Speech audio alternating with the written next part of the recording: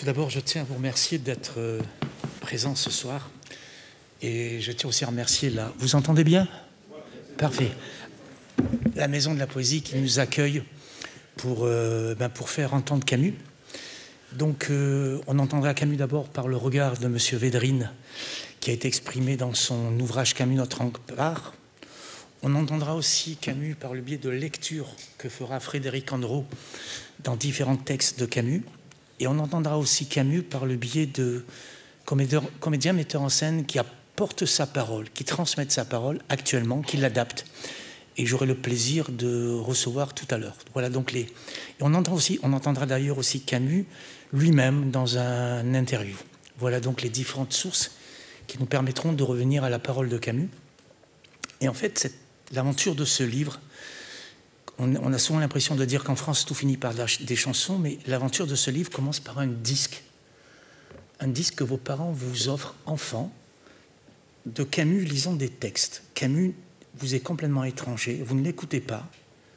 Vous écoutez ce disque sans relâche, avec vos amis d'ailleurs, au point même, je crois, comme vous le dites dans votre livre, d'en apprendre certains passages par cœur. Alors, avant d'avoir votre tour, ce que je vous propose, c'est d'écouter un extrait de Camus lisant L'étranger. Voilà, c'est la scène de l'avocat. On écoute un extrait de ce disque que M. Védrine avait reçu enfant et on échangera ensuite. Même sur un banc d'accusés, il est toujours intéressant d'entendre parler de soi. Pendant les plaidoiries du procureur et de mon avocat, je peux dire qu'on a beaucoup parlé de moi, et peut-être plus de moi que de mon crime. Étaient-elles si différentes, d'ailleurs, ces plaidoiries? L'avocat levait les bras et plaidait coupable, mais avec excuse. Le procureur tendait ses mains et dénonçait la culpabilité, mais sans excuse. Celui-ci s'est levé le premier et s'est mis à parler de mon âme. Il disait qu'il s'était penché sur elle et qu'il n'avait rien trouvé, messieurs les jurés. Il disait qu'à la vérité, je n'en avais point d'âme, et que rien d'humain, et pas un des principes moraux qui gardent le cœur des hommes ne m'était accessible. Sans doute, ajoutait-il, nous ne saurions le lui reprocher, ce qu'il ne saurait acquérir. Nous ne pouvons nous plaindre qu'il en manque. Mais quand il s'agit de cette cour, la vertu toute négative de la tolérance doit se muer en celle moins facile, mais plus élevée, de la justice. Surtout lorsque le vide du cœur, tel qu'on le découvre chez cet homme, devient un gouffre où la société peut succomber. C'est alors qu'il a parlé de mon attitude envers maman. Il a répété ce qu'il avait dit pendant les débats, mais il a été beaucoup plus long que lorsqu'il parlait de mon crime. Si long même que finalement, je n'ai plus senti que la chaleur de cette matinée. Jusqu'au moment, du moins, où l'avocat général s'est arrêté. Et après un moment de silence, a repris d'une voix très basse et très pénétrée. Cette même cour, messieurs, va juger demain le plus abominable des forfaits, le meurtre d'un père. Vous êtes quasiment envahi, si je me rappelle les termes de votre ouvrage, par la magie de sa voix et par son verbe. Et là, c'est un premier choc. Vous avez, je crois, 10-11 ans, puisque vous en aurez 13 quand vous apprenez son décès. Alors, à propos de voix, j'ai pas de voix ce soir. Donc j'ai failli ne pas venir. Parce qu'en fait, vous êtes venu entendre Camus, plus que moi. En fait, j'ai une fin d'extinction de voix. Et j'aurais dû en sortir plus tôt. Et j'ai la voix de Dark Vador, là. On entend très bien. Alors, est-ce que vous me comprenez quand même? Je suis désolé, c'est horrible à entendre, mais pour moi surtout. Donc, je vais essayer de donner quelques éléments. Donc, c'est un livre très personnel. Et je raconte le choc, pas de l'enfance, l'adolescence, on va dire. Hein. Et puis après, la vie m'a entraîné dans 1000 choses que vous connaissez un peu. J'ai jamais perdu le contact avec Camus grâce à Jean Daniel, René Char et compagnie. Mais je suis revenu beaucoup à Camus quand j'ai eu plus de disponibilité pour tout relire, tout réécouter. Et je raconte ce parcours. Mais c'est vrai que ça commence par le disque. Et ce parcours commence alors, non pas par le Camus philosophe, non pas par le Camus romancier, Non. Oui. mais par un Camus sublime, qui est celui de Nos, qui sont qui est un essai qui est un recueil d'essais très sensuel. Hein. Alors voilà. Donc c'est pas philosophique du tout. Voilà. Et là, c'est Noces et l'été en fait. Voilà. Et vous parlez encore plus que l'étranger. Ah, complètement, c'est ça. Votre départ, c'est Noces et l'été. Et là, vous êtes envoûté et il y a quelque chose de magique, c'est que le texte vous séduit tellement que vous décidez, avec un peu d'argent que vous avez gagné, de prendre un billet et d'aller découvrir Tipaza en live. Mmh. C'est bien ça? Oui. Et vous retrouvez les sensations qu'il y avait dans votre lecture ou pas? Alors, il y a 2 textes sur Tipaza. Il y en a un sur dans Noces et l'été, il y en a un avant la guerre, un après. Bon. Et donc, j'étais là-bas, attiré comme par un aimant. Et j'ai passé 2 journées à errer dans les ruines. Si vous connaissez Tipaza, vous savez, c'est à côté d'Alger. Vous imaginez ce que c'est. C'est une sorte de... c'est très méditerranéen. C'est en Algérie, mais en même temps, c'est un site romain. Et c'est rempli de références, on va dire, gréco-latines. Donc j'ai erré là-dedans. Et c'est vraiment le point de départ pour moi. Et les grands textes que tout le monde connaît, quand on cite Camus, L'homme révolté et compagnie, je les découvre longtemps après. Et d'ailleurs, alors vous avez cité l'étranger, vous avez raison. On parle de Noces et l'été. Le petit texte que je connaissais le mieux, c'est Les Amandiers. Il y a un petit texte dans l'été que vous devez connaître, puisque vous êtes... Et dans le disque, c'est Reggiani voilà. qui le lit. Si vous êtes là, c'est que vous êtes des fanatiques de Camus, en fait. Et donc, Les Amandiers. Alors, dire que Tipaza est un texte magnifique et sublime, c'est bien, mais le faire partager par une lecture, c'est un petit peu mieux. Donc, pendant 3 minutes, même pas, je vais les emmener à Tipaza par le biais d'une lecture que Frédéric, maintenant, va faire. Donc, de ce texte qui a été votre choc dans le cadre de ces textes Noces.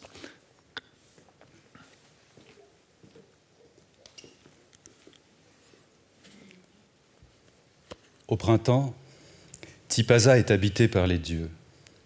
Et les dieux parlent dans le soleil et l'odeur des absinthes, la mer cuirassée d'argent, le ciel bleu écru, les ruines romaines couvertes de fleurs. À certaines heures, la campagne est noire de soleil.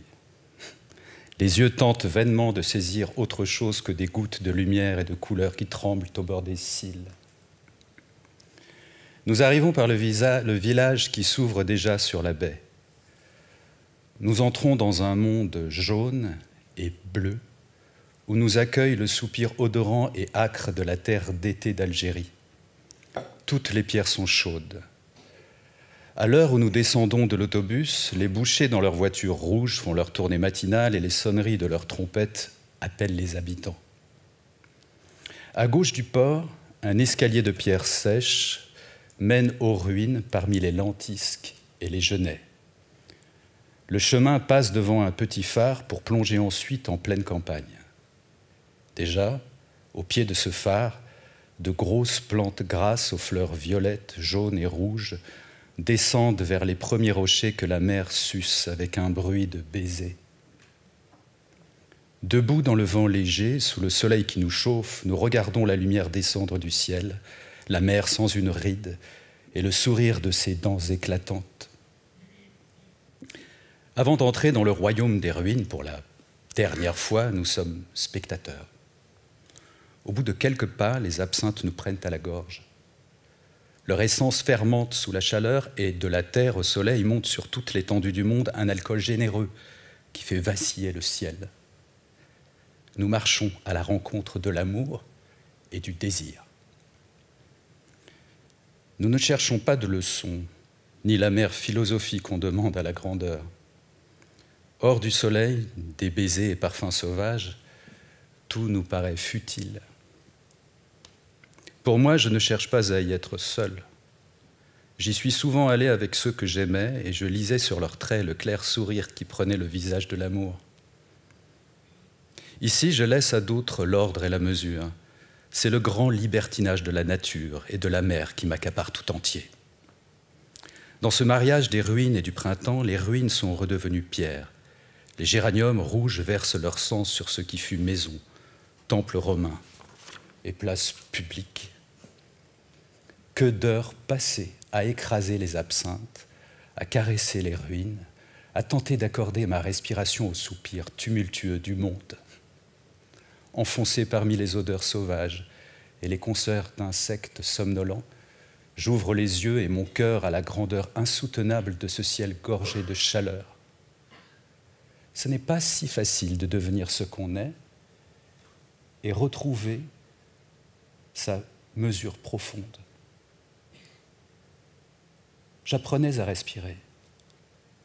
Je m'intégrais et je m'accomplissais. Je gravissais l'un après l'autre les coteaux dont chacun me réservait une récompense, comme cette basilique sur la colline est. Elle a gardé ses murs et dans un grand rayon autour d'elle s'alignent des sarcophages exhumés, pour la plupart à peine issus de la terre dont ils participent encore. Ils ont contenu des morts. Pour le moment, il y pousse des sauges et des ravenelles. Bien pauvres sont ceux qui ont besoin de mythes, voir sur cette terre. Comment oublier la leçon ? Ici même, je sais que jamais je ne m'approcherai assez du monde.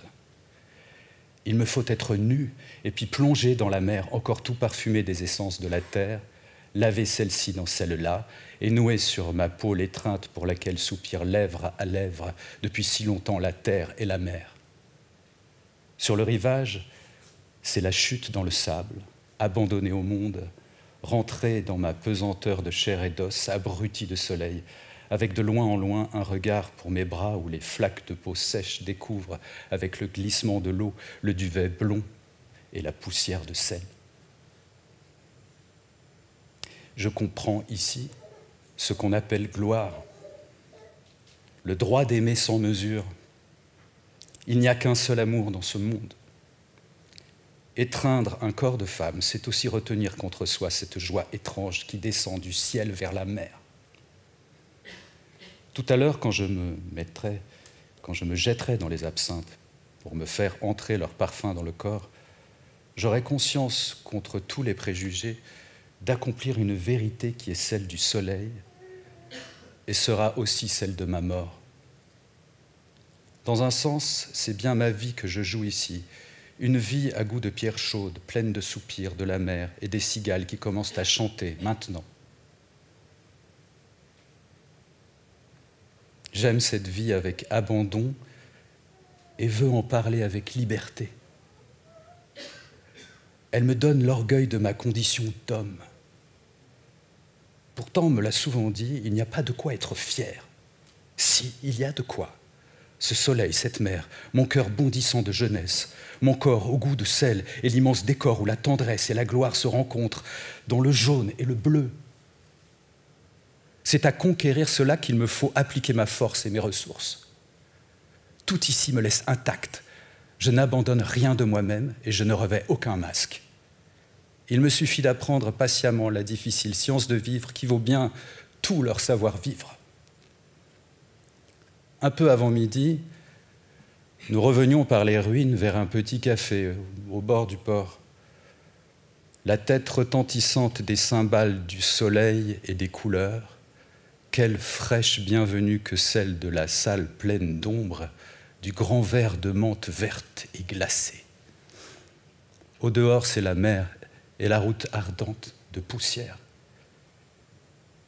Assis devant la table, le visage mouillé de sueur, mais le corps frais dans la légère toile qui nous habille, nous étalons sous tous l'heureuse lassitude d'un jour de noces avec le monde. On mange mal dans ce café, mais il y a beaucoup de fruits, surtout des pêches qu'on mange en y mordant, de sorte que le jus coule sur le menton. Les dents refermées sur la pêche, j'écoute les grands coups de mon sang monter jusqu'aux oreilles. Je regarde de tous mes yeux. Sur la mer, c'est le silence énorme de midi. Tout être a l'orgueil naturel de sa beauté. Et le monde aujourd'hui laisse son orgueil suinter de toutes parts. Devant lui, pourquoi nierais-je la joie de vivre si je sais ne pas tout renfermer dans la joie de vivre ? Il n'y a pas de honte à être heureux. Mais aujourd'hui, l'imbécile est roi, et j'appelle imbécile celui qui a peur de jouir. Je ne peux m'empêcher de revendiquer l'orgueil de vivre que le monde tout entier conspire à me donner. À Tipaza, je vois équivaut à je crois, et je ne m'obstine pas à nier ce que ma main peut toucher et mes lèvres caresser. Je n'éprouve pas le besoin d'en faire une œuvre d'art, mais de raconter ce qui est différent. Tipaza m'apparaît comme ces personnages qu'on décrit pour signifier indirectement un point de vue sur le monde. Comme eux, elle témoigne, et virilement. Elle est aujourd'hui mon personnage, et il me semble qu'à le caresser et le décrire, mon ivresse n'aura plus de fin. Il y a un temps pour vivre et un temps pour témoigner de vivre. Il y a aussi un temps pour créer, ce qui est moins naturel. Il me suffit de vivre de tout mon corps et de témoigner de tout mon cœur. Vivre Tipaza. Témoigner et l'œuvre d'art viendra ensuite. Il y a là une liberté. Jamais je ne restais plus d'une journée à Tipaza. Il vient toujours un moment où l'on a trop vu un paysage, de même qu'il faut longtemps avant qu'on l'ait assez vu. Les montagnes, le ciel, la mer sont comme des visages dont on découvre l'aridité ou la splendeur à force de regarder au lieu de voir. Mais tout visage, pour être éloquent, doit subir un certain renouvellement. Et l'on se plaint d'être trop rapidement lassé quand il faudrait admirer que le monde nous paraisse nouveau pour avoir été seulement oublié. Vers le soir, je regagnais une partie du parc plus ordonnée, arrangée en jardin au bord de la route nationale. Au sortir du tumulte, des parfums et du soleil, dans l'air maintenant rafraîchi par le soir, l'esprit s'y calmait.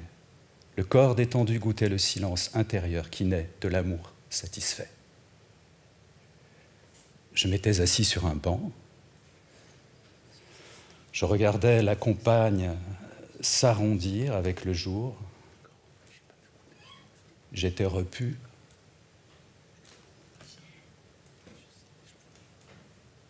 J'avais au cœur une joie étrange, celle-là même qui naît d'une conscience tranquille. Il y a un sentiment que connaissent les acteurs lorsqu'ils ont conscience d'avoir bien rempli leur rôle, c'est-à-dire d'avoir fait coïncider leurs gestes et ceux du personnage idéal qu'ils incarnent, d'être entrés en quelque sorte dans un dessin fait à l'avance et qu'ils ont d'un coup fait vivre et battre avec leur propre cœur. C'était précisément cela que je ressentais. J'avais bien joué mon rôle. J'avais fait mon métier d'homme et d'avoir connu la joie tout un long jour ne me semblait pas une réussite exceptionnelle, mais l'accomplissement ému d'une condition qui, en certaines circonstances, nous fait un devoir d'être heureux. Nous retrouvons alors une solitude, mais cette fois dans la satisfaction. Tout à l'heure, avec la première étoile, la nuit tombera sur la scène du monde. Mer, campagne, silence, parfum de cette terre. Je m'emplissais d'une vie odorante et je mordais dans le fruit déjà doré du monde. Bouleversé de sentir son jus sucré et fort couler le long de mes lèvres. Non, ce n'était pas moi qui comptais, ni le monde, mais seulement l'accord et le silence qui de lui à moi faisaient naître l'amour. Amour que je n'avais pas la faiblesse de revendiquer pour moi seul, conscient et orgueilleux de le partager avec toute une race, née du soleil et de la mer, vivante et savoureuse, qui puise sa grandeur dans sa simplicité et debout sur les plages, adresse son sourire complice au sourire éclatant des ciels.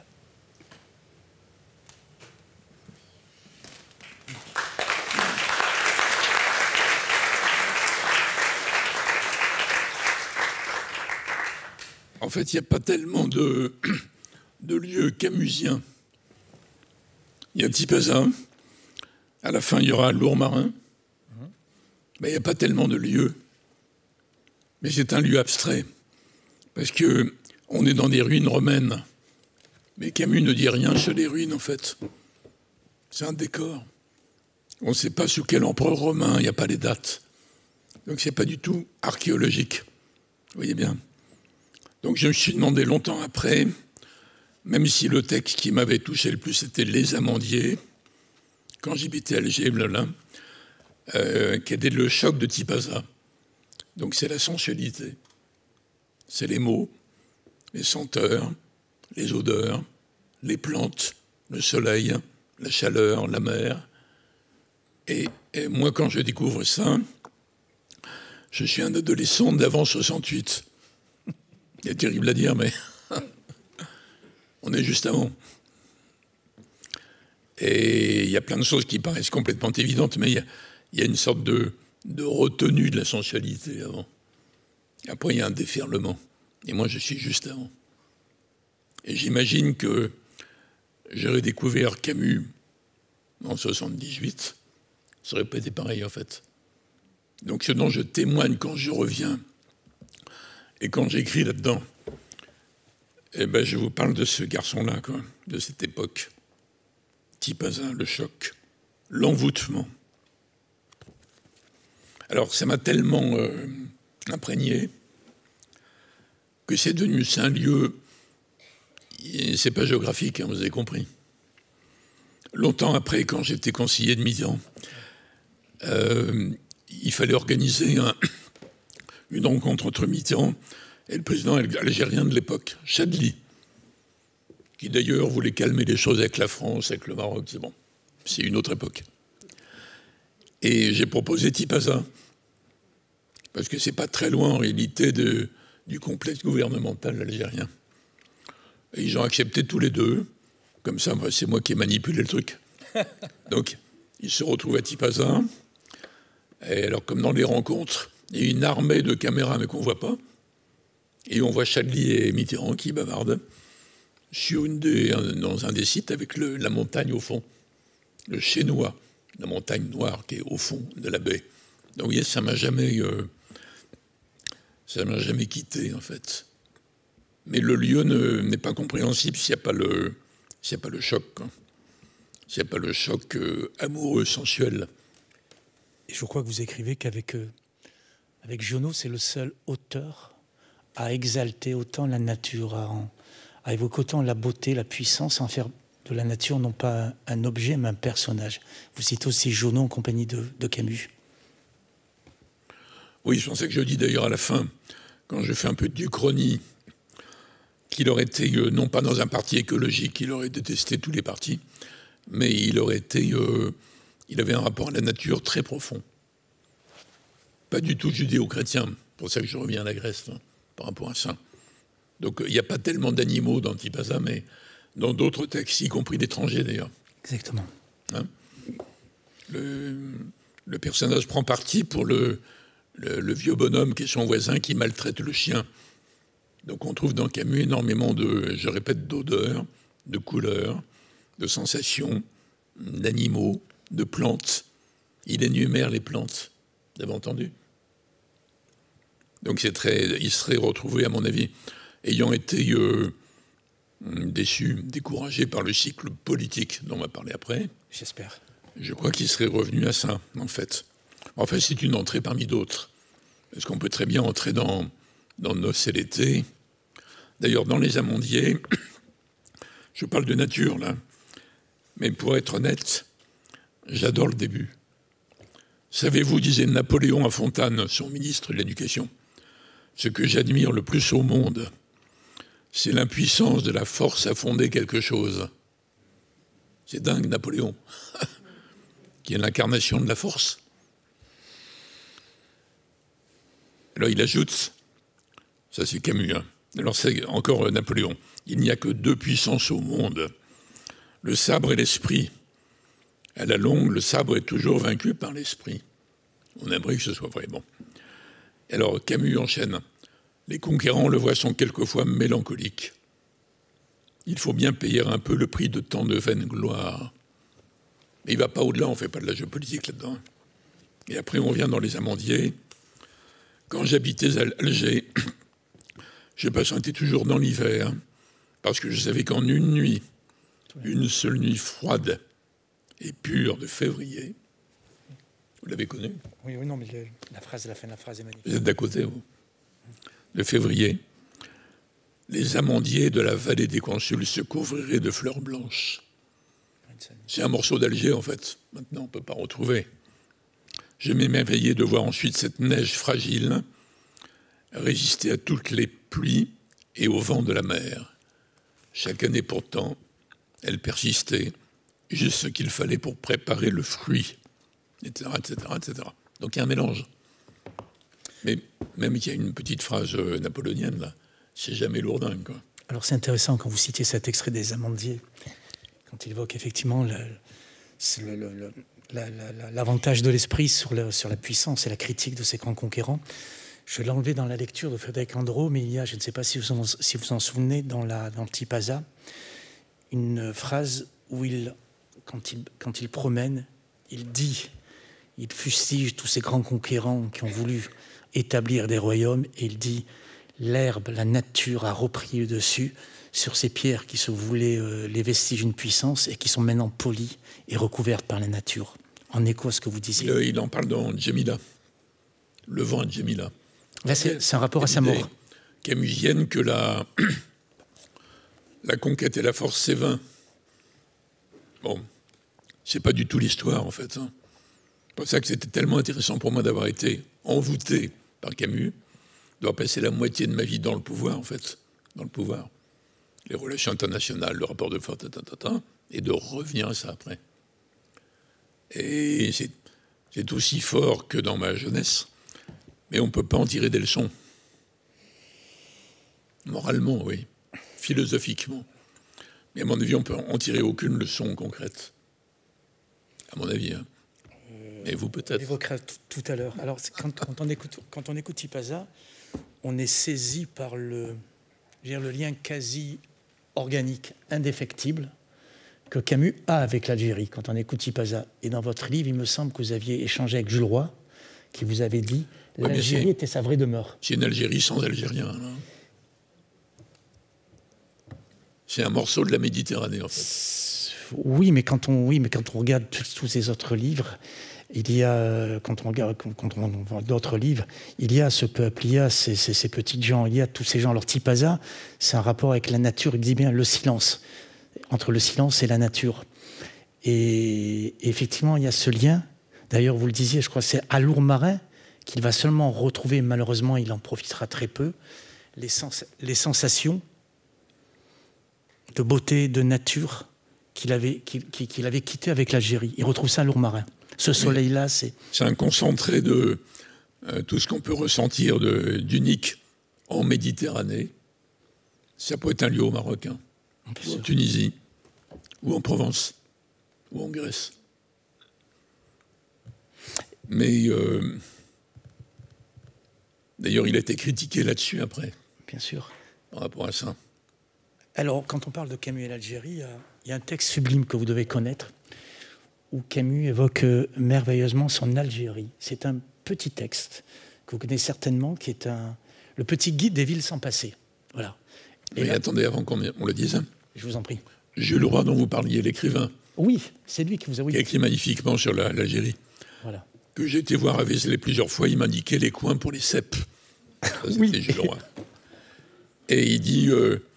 mais Camus est un homme d'Alger, en fait. Mais quand il dit ça, c'est pas l'Algérie au sens d'un autre discours sur l'Algérie. Il est pape de Paris. C'est ça que ça veut dire. Donc ça veut dire que c'est normal que Camus était mal à l'aise. On va en parler après. C'est très intéressant. Dans le Paris de l'après-guerre. Dans l'aspect méditerranéen. Je crois que c'est dans l'exil, dans l'envers et l'endroit, où il évoque justement cette philosophie, cette inspiration, cette culture, cette communauté méditerranéenne. Oui. Et il dit, et à un moment, il va en Autriche, c'est assez remarquable. Il dit, j'avais un sentiment de mal-être en Autriche. Je ne comprenais pas pourquoi. Et quand je reviens en Provence, il dit, j'ai compris pourquoi j'avais un sentiment de mal-être et de déséquilibre. Ces gens-là étaient boutonnés avec une cravate et ils ne rigolaient absolument pas. Mais c'est pareil sur Paris. Hein. Oui, non, mais ce que je veux dire... D'ailleurs, quand il dit à son copain René Char, il faut m'aider à trouver une maison ailleurs parce que j'en ai marre de la pègre de Paris. Oui, le terme est fort. C'est la pègre intellectuelle, hein. C'est pas la pègre. C'en est une autre. Donc voilà, ça nous ramène à Alger, j'en sais rien, mais Tipaza en tout cas. Ouais. Donc on va écouter maintenant un rapide extrait de Camus qui évoque... je vous conseille de lire ce livre, il est dans, si vous l'avez la possibilité, il est dans l'été, et ça s'appelle Petit guide des villes sans passé. Il est sublime cet extrait. La douceur d'Alger est plutôt italienne. Plus fort. L'éclat cruel d'Oran a quelque chose d'espagnol. Perché sur un rocher au-dessus des gorges du Rumel, Constantine fait penser à Tolède. Mais l'Espagne et l'Italie regorgent de souvenirs, d'œuvres d'art et de vestiges exemplaires. Tolède a eu son Gréco et son Barès. Les cités dont je parle, au contraire, sont des villes sans passé. Ces villes n'offrent rien à la réflexion et tout à la passion. Elles ne sont faites ni pour la sagesse, ni pour les nuances de goût. Les intelligences trop nerveuses, les esthètes et les nouveaux mariés n'ont rien à gagner à ce voyage algérien. Et à moins qu'une vocation absolue, on ne saurait recommander à personne de s'y retirer pour toujours. Et je sais en même temps les prestiges et le pouvoir sournois de ce pays, la façon insinuante dont il retient ceux qui s'y attardent, dont il les immobilise, les prive d'abord de questions et les endort pour finir dans la vie de tous les jours. La révélation de cette lumière, si éclatante qu'elle en devient noire et blanche, a d'abord quelque chose de suffocant. On s'y abandonne, on s'y fixe, et puis on s'aperçoit que cette trop longue splendeur ne donne rien à l'âme et qu'elle n'est qu'une jouissance démesurée. On voudrait alors revenir vers l'esprit. Mais les hommes de ce pays, c'est là leur force, ont apparemment plus de cœur que d'esprit. Ils peuvent être vos amis. Et alors quels amis? Mais ils ne seront pas vos confidents. Je ne peux songer en tout cas à en parler comme un visiteur. Est-ce qu'on fait de la nomenclature des charmes d'une femme très aimée? Non, on l'aime en bloc.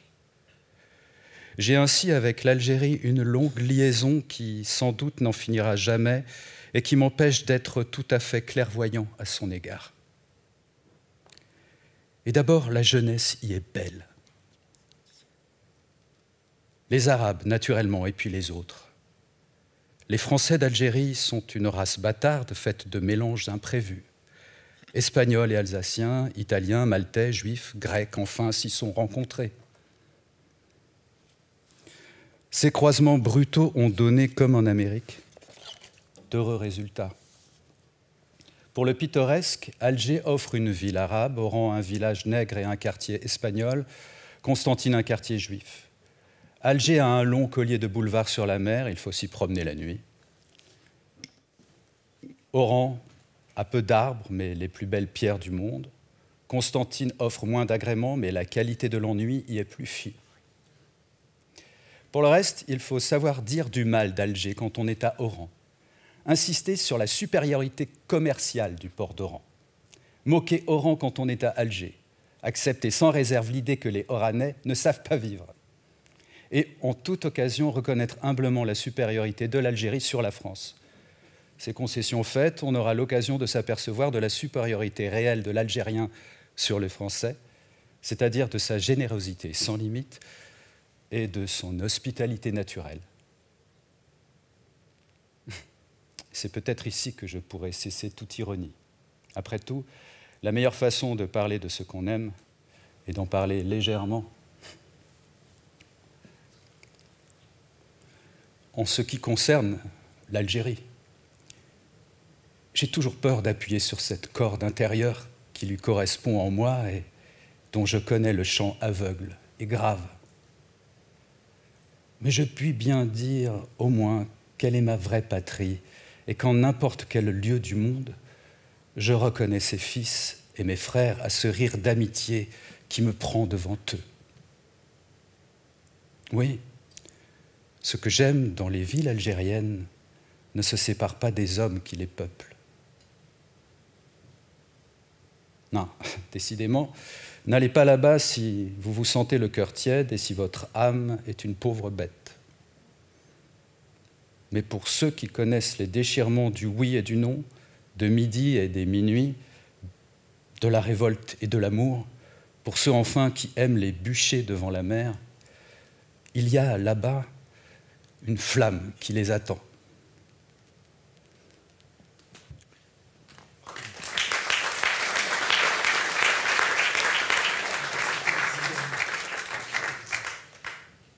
Vous avez fait allusion tout à l'heure dans votre ouvrage, vous disiez que Camus ne se rattache pas au monde chrétien, ni d'ailleurs à celui des religions autoproclamées, mais qui est d'abord et avant tout influencé, inspiré par la philosophie grecque sur les limites, sur la nuance, sur l'équilibre. Oui, et il n'y a pas de culture chrétienne chez lui. C'est ça. Ni judéo-chrétienne d'ailleurs. Et il n'en est pas nourri, et il n'a pas s'en défaire. Donc il n'y a pas de rejet non plus. Il dirait d'ailleurs que c'est la chrétienté qui commence à casser le rapport avec la nature. Oui. Il a bien compris que le drame nature-culture prend sa source dans le christianisme. Exactement. Par rapport à ça. Mais en tout cas, lui, il a découvert le monde des idées à travers des professeurs magnifiques. J'ai eu un instituteur extraordinaire, des professeurs magnifiques, à travers la pensée grecque, en fait. Donc il est de plein pied par rapport à ça. Donc ça renforce le côté, pas spécialement algérois, mais méditerranéen. C'est pour ça qu'il est à l'aise en se promenant dans l'ancien Empire romain, en fait. Mais dès qu'il est ailleurs, il n'est pas à l'aise. On le voit bien. Et je voudrais ajouter, parce que je ne sais pas si on va y revenir, tout ça tourne autour d'un monde qui a disparu, en fait, qui est totalement englouti. Le monde de Camus, il n'a pas vu l'indépendance de l'Algérie, il est mort avant. Mais le monde de Camus, c'est le monde des populaires des Français d'Algérie. Quand on dit français, c'est des Maltais, hein. Espagnols, Italien. Portugais, Grecs. Tout le monde dit italien. C'est ça. C'est ce qu'on appelait les Français d'Algérie. Mais c'est le petit peuple qui est merveilleusement raconté dans les livres, notamment dans le dernier, où il reprend l'enfance. Le premier homme. Par rapport à ça. Alors on peut se dire, on peut être partagé, c'est merveilleux, mais il décrit un autre monde et la contradiction est très connue. C'est quand il répond à l'étudiant algérien, nationaliste, à Stockholm, la phrase entre ma mère et la justice. Et à l'époque, sa mère prend le tramway, donc elle risque de mourir dans un attentat. Il y a des attentats dans les tramways. Bon, c'est la phase finale avant l'indépendance. C'est là où il dit, entre les deux, je choisis ma mère. Alors, il était condamné par les nationalistes algériens, mais je raconte ça dans le livre. Là, je l'ai découvert dans le dictionnaire amoureux de Camus de Moussaoui. Le jeune garçon qui avait insulté Camus, quand même, il se dit, c'est quand même un type bien, quoi. Il faut que j'aille lui parler. Mais Camus meurt dans l'accident. Et donc, le jeune Algérien, en fait, a été à Lourmarin, s'incliner, déposer des fleurs, j'en sais rien, peut-être des fleurs méditerranéennes. Il était s'incliner devant la tombe à Lourmarin. Le même qui lui avait arraché la réponse. Entre ma mère et la justice, je choisirais ma mère. Donc, bon, après, c'est un monde disparu, en fait. Alors, et comment il aurait vécu, mais je ne peux pas aller au-delà, mais je suis un peu dans l'Uchronie, là. Sur les leçons. Comment il aurait vécu la suite? Alors c'est intéressant, parce que en fait, c'est au moment du discours de Suède, et le lendemain, il fait une conférence devant les étudiants. Et il y a un étudiant algérien qui était délégué par le FLN. C'est celui-là, oui. Voilà. Et qui lui pose la question. En fait, il part pour l'allumer, et il lui pose la question, mais comment se fait-il que vous, qui avez toujours défendu les pauvres, les miséreux, vous ne preniez pas caution pour le FLN, comme la plupart de vos intellectuels? Et Camus l'écoute. Après, il avait dénoncé la misère en Kabylie. Oui. Comme journaliste avant la guerre. Et il lui fait cette réponse sublime. Donc, Perra, il écoute et il lui dit à cet étudiant, j'ai été et suis toujours partisan d'une Algérie juste où les deux populations doivent vivre en paix et dans l'égalité. J'ai dit et répété qu'il fallait faire justice au peuple algérien et lui accorder un régime pleinement démocratique. J'ai toujours condamné la terreur. Je dois condamner aussi un terrorisme qui s'exerce aveuglément dans les rues d'Alger en ce moment et qui, un jour, par des bombes dans les métros, les cafés, peut frapper ma mère. Et donc, ou ma famille, je crois à la justice, mais je défendrai ma mère avant la justice. Et là, on est au point d'une... On en reviendra tout à l'heure, autant le monde a disparu, et on est là, avec cette phrase-là, au cœur même de ce qui fait, entre autres, l'actualité de Camus aujourd'hui, c'est qu'il dit, quelle que soit la cause que l'on défend, quelle que soit la légitimité, il y a des limites à ne pas franchir.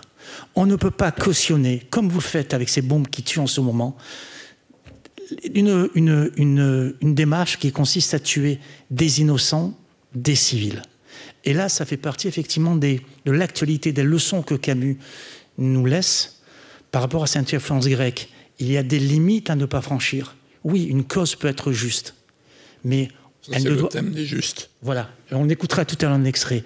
Mais on ne peut pas entraîner, mais elle ne peut pas cautionner la mort de civils. Il faut contextualiser. C'est la question de l'après-guerre à Paris. Donc Camus devient célèbre. En plus, il est beau. Il essaie d'y la coqueluche de Paris, quoi, même avant la Libération. Mais dans le monde de la Libération, l'idée dominante, c'est le progressisme, selon Sartre. Et à l'époque, c'est l'alignement sur l'URSS. Donc Staline n'est pas mort, en fait. Alors, ils cohabitent plus ou moins pendant quelques années. Ils vont danser ensemble dans les mêmes boîtes. Simone de Beauvoir trouve Camus assez charmant, d'ailleurs. Ça doit énerver Sartre. Bon. Mais ils vivent une confidence qu'on apprend ce soir. L'attrait qu'avait Camus. Donc les années, vous voyez, 44 et après, etc. Mais la dominante, c'est pas seulement l'idée communiste en général, l'alignement sur Staline. Staline ne meurt qu'en 1953.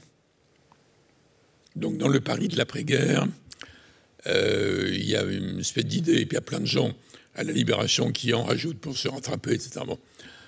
Donc Camus est assez réticent par rapport à ça. Ce qui fait qu'il y a un cheminement, alors qu'à une époque, il déjeune avec Sartre toutes les semaines.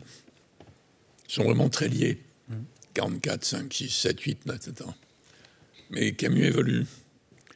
Et donc Camus va arriver, il le dit un peu dans les articles, mais dans le vrai livre, L'homme révolté. Œuvre majeure qui va acter justement la séparation. C'est l'aboutissement. Avec deux points importants, fondamentaux, dont l'un est présent aujourd'hui. Camus va dénoncer le système totalitaire soviétique et les camps. Et donc il va passer, puisqu'il dénonce le communisme, il passe au nom des intellectuels communistes pour le traître, le renégat, l'homme de droite. On ne veut pas parler des camps. Ça, c'est la première leçon. Et la seconde qui est fondamentale et qui est en lien direct avec ce qu'on rencontre aujourd'hui, c'est qu'effectivement, la limite des moyens utilisés. Dans L'homme révolté, Camus va conceptualiser cela, c'est dire aucune violence, aussi légitime soit-elle, ne peut justifier le terrorisme ou la mort d'innocents. Il y a un ouvrage fondamental qui est souvent mis en scène, on va écouter tout à l'heure un metteur en scène qui l'adapte actuellement au Théâtre de Poche-Montparnasse, c'est Le texte des justes. Je vous propose d'en écouter un rapide extrait. Attendez. Je vous en prie. Le lien avec aujourd'hui... Le lien avec aujourd'hui, chacun peut avoir son idée. Mais le résumé de la pensée de Camus dans L'homme révolté, il y a des tas de raisons de se révolter.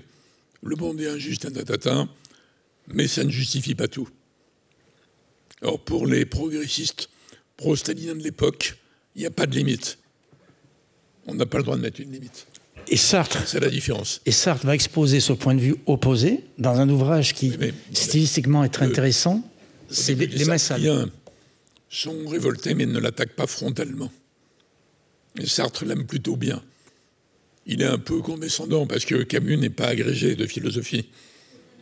C'est un petit boursier d'Alger, en fait. Bon. Donc ils sont un peu méprisants intellectuellement. Mais il ne veut pas trop l'attaquer, donc il le fait attaquer par ses chiens de garde avant. La revue des temps modernes. Et après, ça dégénère, et on a la rupture autour de L'homme révolté. On a des raisons de se révolter, mais ça ne justifie pas n'importe quoi. Voilà le résumé.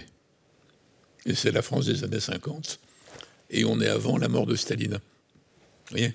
Et Sartre va porter dans un roman qui est littérairement remarquable aussi, un point de vue opposé, c'est les mains sales.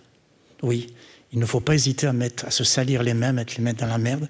Il ne faut pas hésiter à tuer si effectivement ça doit justifier de la chute d'un dictateur ou d'un tyran. Je vous parlais des Justes, on va écouter rapidement un extrait, puis on va continuer sur cet échange-là. Donc là, c'est un extrait de... En fait, on va vous bercer l'ordre un peu, Adrien. On va mettre un extrait on va faire une lecture des Justes. D'accord, Fred?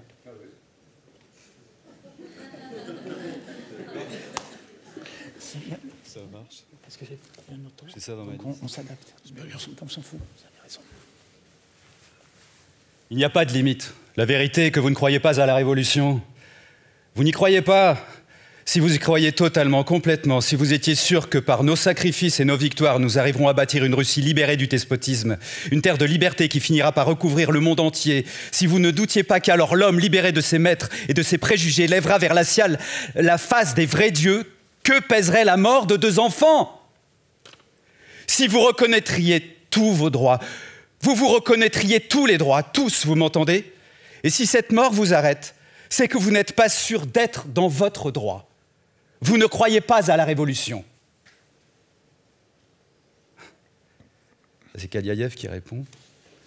Stéphane, j'ai honte de moi et pourtant je ne te laisserai pas continuer. J'ai accepté de tuer pour renverser le despotisme. Mais derrière ce que tu dis, je vois s'annoncer un despotisme qui, s'il s'installe jamais, fera de moi un assassin alors que j'essaie d'être un justicier. Qu'importe que tu sois un justicier si justice est faite, même par des assassins. Toi et moi ne sommes rien.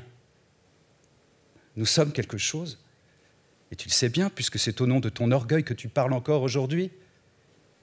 Mon orgueil ne regarde que moi. Mais l'orgueil des hommes, leur révolte, l'injustice où ils vivent, cela, c'est notre affaire à tous. Les hommes ne vivent pas que de justice. Quand on leur vole le pain, de quoi vivraient-ils donc sinon de justice?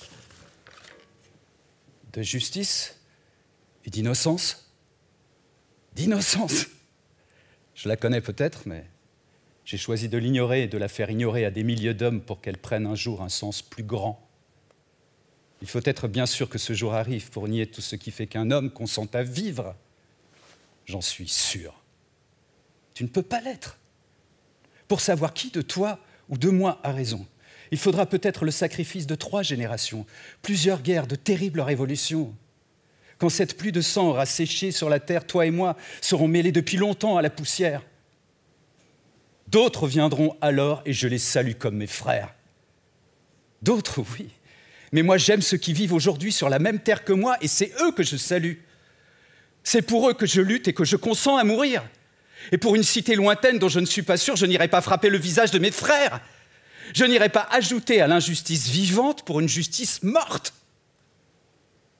Frères, je veux vous parler franchement et vous dire au moins ceci que pourrait dire le plus simple de nos paysans. Tuer des enfants est contraire à l'honneur. Et si un jour, moi vivant, la révolution devait se séparer de l'honneur, je m'en détournerais.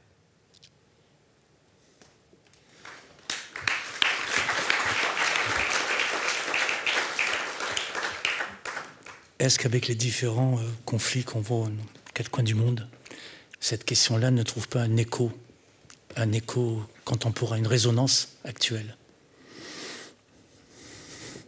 C'est délicat. Je vous pose la question. Non, mais je voudrais dire que quand, dans les années 50, Camus prend cette position, que les temps modernes l'attaquent, et Sartre, etc., il est très, très seul. Donc il est la victime de ce qu'on appelle aujourd'hui la cancel culture, appliquée à d'autres sujets. Et il est défendu par René Char, son copain. Il est défendu par Guéhenno. Il est défendu par Romain Gary, qui est un original, en fait. 3-4 personnes formidables. Et c'est tout. Et la machinerie de l'époque, mais il n'y a pas les réseaux, il n'y a pas tout ça. C'est moins pire qu'aujourd'hui, mais tout le monde éditorial, les médias sont contre Camus. Parce qu'il a osé dire « je ne crois pas assez à la raison pour souscrire au progrès ». Il n'y a aucune autre philosophie de l'histoire. S'il n'est pas progressiste, s'il n'est pas automatiquement dans le bien et le mal, il n'est pas du bon côté, en fait. Donc c'est un homme très, très libre, hein, très seul. Hein. Et je crois que c'est le début du processus qui va l'amener à Lourmarin, quoi. Camus sort de Paris, en fait. Il commence à avoir des propos très durs dans les lettres, pas dans les livres.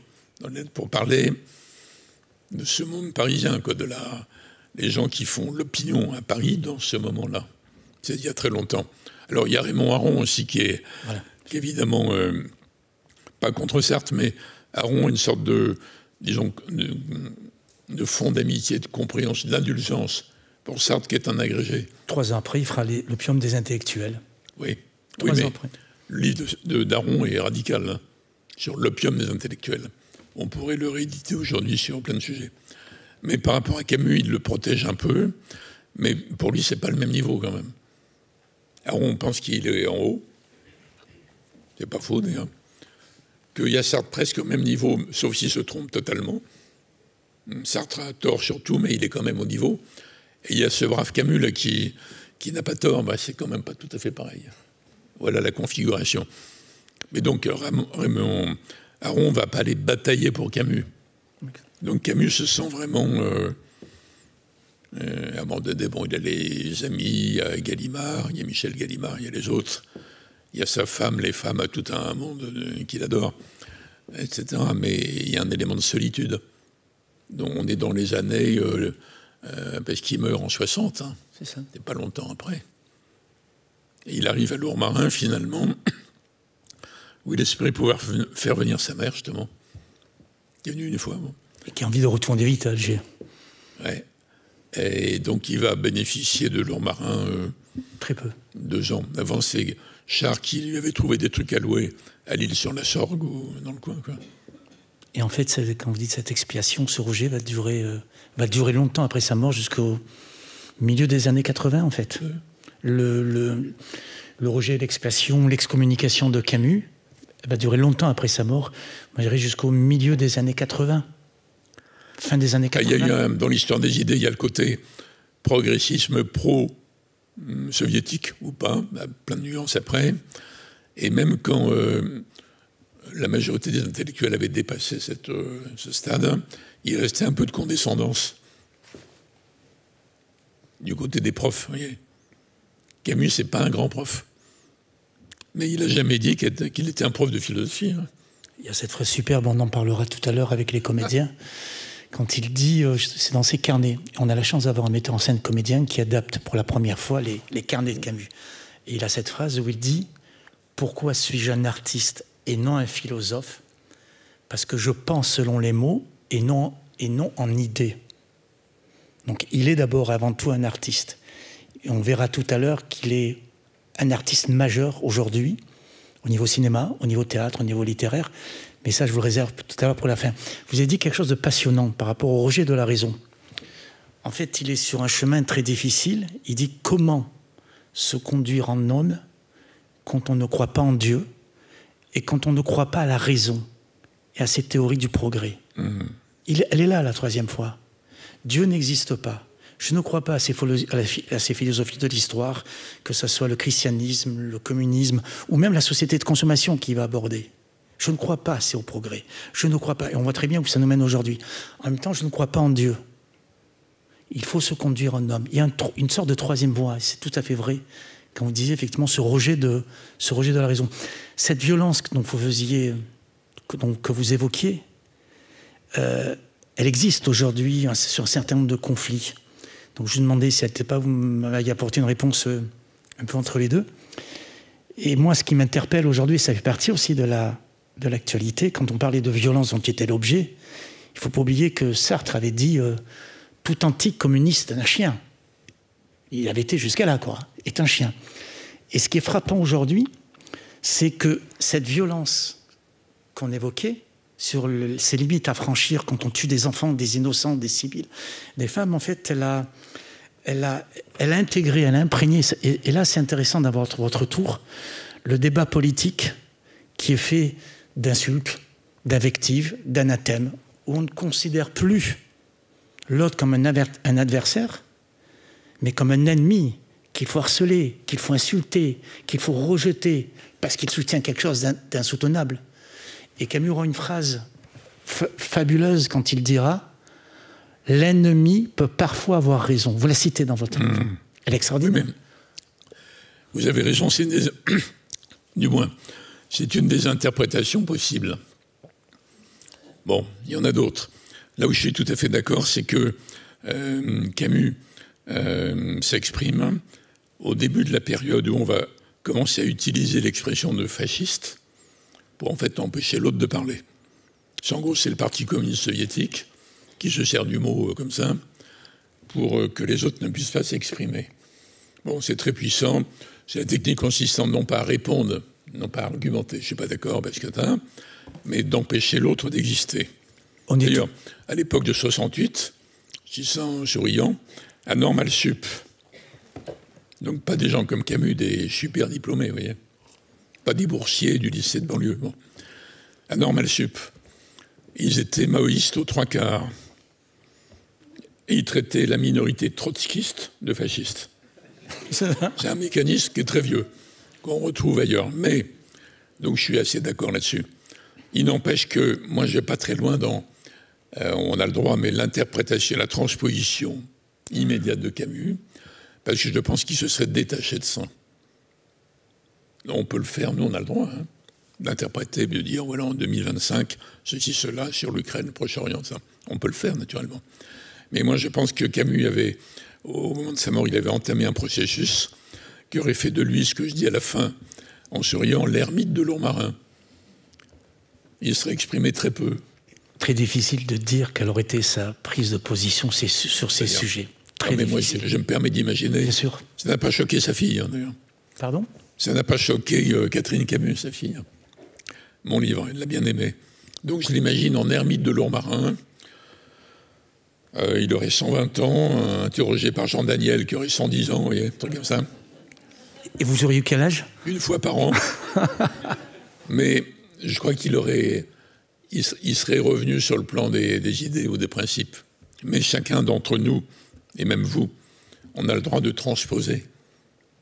À partir d'abord des prises de position contre la violence, et puis le fait d'être, pouvoir parler ou pas parler, d'être isolé, d'être neutralisé dans la discussion. Bon, moi, bien sûr, je suis d'accord dans l'idéal, il faudrait rétablir les conditions de la controverse, au sens noble du terme, vous voyez. Non, je ne Mais je ne veux pas le transposer mécaniquement. Je ne fais aucune transposition mécanique. J'essaye seulement de montrer, et je vous lire il y a 4-5 lignes où il décrit justement ces mécanismes de la polémique.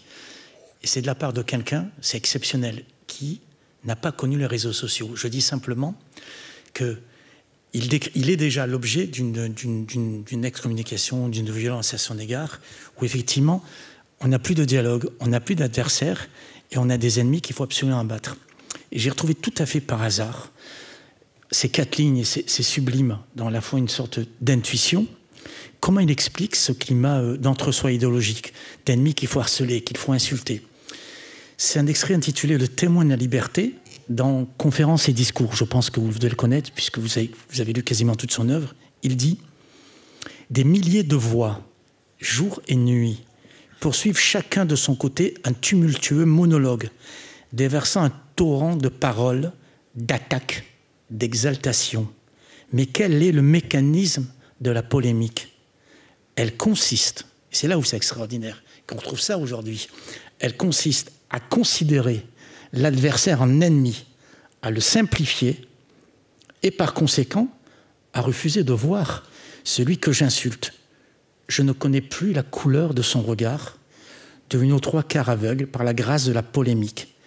Nous ne vivons plus parmi des hommes, mais dans un monde de silhouettes. Impossible d'imaginer que l'auteur de ces mots décrit quasiment la mécanique de la haine en ligne qu'il a sur les réseaux sociaux. Voilà, ça me paraît extraordinaire. Mais c'est pas la haine. La haine n'est pas un bon mot. Sur les réseaux sociaux Non, je sais bien, mais c'est ça que je veux dire. Je veux dire que la technique, c'est pas la haine en soi. L'espèce humaine est bourrée de haine. Donc le truc, c'est d'empêcher l'autre de s'exprimer. C'est ça. Non, mais c'est pas que la haine. C'est une politique précise. L'autre qui ne pense pas comme moi n'a pas le droit de s'exprimer. Ça, c'est un piège mortel intellectuellement. Parce qu'il défend quelque chose qui m'apparaît insoutenable à mes yeux. Donc à partir de là, au lieu d'être dans un dialogue, essayer de comprendre, je l'insulte, je rejette. Et ce qu'il y a de plus important et sans transposer par rapport à l'époque de Camus, c'est qu'on a maintenant, par les réseaux sociaux, une amplification sans commune mesure sur ces mécanismes de rejet, de violence, de haine verbale. Oui, mais c'est mécaniquement inévitable. Hein. Les réseaux sociaux ne peuvent pas nuancer. Ils peuvent qu'amplifier, simplifier. Donc ils sont, par nature, ils conduisent au manichéisme. Alors c'est intéressant, parce que c'est même passionnant ce que vous dites. Parce qu'il va justement refuser le manichéisme qu'il y avait à l'époque. Soit il y avait les communistes, soit il y avait la droite. Et quelque part, il dira, je ne sais plus dans quel ouvrage, il parle de la violence confortable. Il dit qu'effectivement, la radicalité, je pense notamment, la radicalité a quelque chose de facile, de confortable, puisqu'elle refuse le réel, et donc en refusant le réel, elle refuse les nuances, elle refuse la pluralité des opinions, elle refuse la complexité du réel. Voilà. Et par rapport justement à cette vision, du manichéisme, vous avez tout à fait raison quand vous dites les réseaux sociaux aujourd'hui accentuent et amplifient complètement ce manichéisme, cette radicalité, cette violence. Il faut revenir au fait que Camus a découvert le débat des grandes idées à travers la philosophie grecque. Et ce n'est pas une religion révélée. Donc il n'est pas dans le monde chrétien, ni juif, ni musulman. Dans la religion révélée, il y a la révélation, qui est la vérité. Le reste, c'est l'erreur. Donc les gens dans l'erreur, on les tolère ou pas. On les tolère, on les convertit, on les extermine. Il n'y est pas du tout là-dedans, lui. Donc il n'a même pas eu à rompre avec des croyances manichéennes d'origine. Donc il était prêt à... Il était fait pour développer ce qu'il a développé face à Sartre. On avance. Alors oui, exactement. Quand on dit que Camus refuse la violence, il ne refuse pas le fait que parfois le meurtre peut être parfois justifié pour empêcher des innocents de mourir. Oui. Il fait voilà, ça c'est très important. Il fait la différence il ne fait pas une différence entre les meurtres, entre ceux qui sont tués. Il fait une différence entre la manière dont on les tue et qu'il n'y a aucune comparaison entre la personne qui est gazée à Auschwitz et la personne qui meurt sur le champ de bataille. Et d'ailleurs, pendant la résistance, il va s'engager en travaillant à combat et en rejoignant la résistance.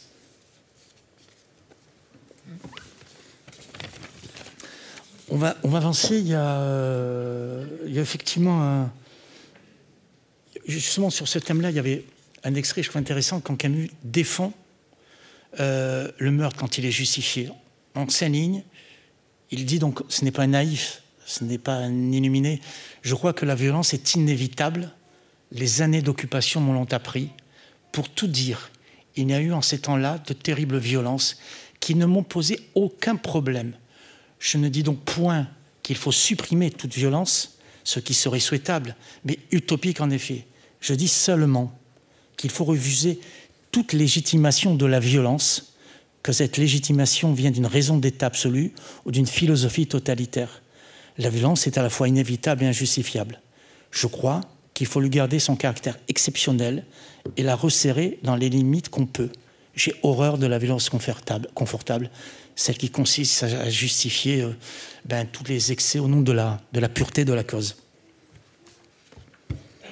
Vous connaissez, je suppose, cet excès. Oui, mais c'est évident qu'il n'est pas... C'est pas un pacifiste, ni un... Voilà. C'est pas un non-violent non plus. Que vous inspire par rapport à aujourd'hui cette controverse avec Sartre? Vous en parlez, il y a tout un chapitre où vous vous dites elle a incontestablement un écho contemporain. Mais on l'a dit déjà. Oui, d'accord. On l'a dit, ce qui me frappe, c'est la solitude et le courage de Camus. Face à un ensemble qui veut lui empêcher de s'exprimer. Donc il faut être courageux, voilà. Tout à l'heure, je vous citais la phrase de Camus. Je ne suis pas un philosophe, mais un artiste. ce rôle d'artiste, nous allons l'évoquer maintenant 70 ans après sa mort, puisque 160, nous sommes en 85, avec le rôle, je ne veux pas dire central, on va dire majeur, qu'il occupe aujourd'hui dans l'environnement littéraire, théâtral et cinéma. Littéraire, vous aviez dit dans votre livre qu'il est un des auteurs, je crois, français les plus lus dans le monde. Et qu'il y avait eu une explosion des ventes au moment du Covid, quand on avait lu ou relu La Peste, qui racontait de manière extraordinaire les problématiques qu'on a tous rencontrées. Oui, mais je ne suis pas très à l'aise, moi, avec la transposition un peu lourdingue de La Peste comme étant le rassemblement contre les barbaries, blablabla, parce qu'on n'est jamais d'accord sur qui est la barbarie du moment, vous voyez. Donc c'est pas le plus convaincant. Oui, en même temps, il y a eu dans plusieurs pays des milliers, des centaines de milliers de gens qui ont découvert la peste. Oui, d'accord, mais je donne mon avis. D'accord, aucun souci. Alors, il y a aussi, Camus est aussi présent dans l'actualité cinématographique avec un film qui va sortir à la fin du mois et qui est une adaptation de L'Étranger. Oui. Alors, vous en parlez dans L'Étranger. Il y a une seule adaptation qui avait été faite par Visconti avec Mastroianni, exactement. Et avant de voir un extrait, là, tout à l'heure, pour découvrir ce film, je reviens à ce que vous disiez quand vous aviez découvert ce film. Vous disiez, certes, avec beaucoup d'élégance et de diplomatie, ce n'est pas un des meilleurs de Visconti. Et Mastroianni, il est quand même trop présent, trop beau, pour être L'Étranger. Oui, d'abord pour moi, L'Étranger, je l'ai dit, à moitié en souriant, c'est un drame de la canicule. Bon. On voit la chaleur sans arrêt. Et le gars tire à cause parce qu'il a le soleil dans les yeux, voilà. Bon. Le film Visconti, pour moi, c'est Le Guépard. Dans ce film-là, c'est moins évident. Et Mastroianni, Meursault, c'est un petit mec minable, en fait. Enfin, un petit mec, en tout cas. Pas forcément minable, ou alors c'est un gars comme les autres. Donc c'est pas Mastroianni, ça va pas? Mais Visconti, mais Mastroianni reconnaissait lui-même, j'avais lu une interview, Visconti est un auteur qui m'a passionné très tôt, Visconti reconnaissait lui-même être passé à côté, et j'avais lu avec intérêt... on est d'accord, là. Présent, et Mastroianni disait il aurait fallu un acteur plus intériorisé. Alors ce qui est intéressant, c'est que c'était, préalablement, c'était Terzieff ou Delon qui avait été pressenti tout au départ de ce projet-là. Maintenant, on va découvrir... Nous, il fallait un homme inconnu. Oui, c'est vrai qu'avec Visconti, non, mais vous avez tout à fait raison, avec Visconti comme signature, un parfait inconnu aurait pu... oui. Non, Visconti n'aurait pas dû traiter le sujet, en fait. Là, il ne le dit pas dans son livre. Dans le livre, il dit « ce n'est pas un de ses meilleurs ». Et là, en live, il n'aurait pas dû le traiter. Le live va toujours plus loin. Alors, on va voir, je vais proposer à Adrien de nous faire découvrir la bande-annonce.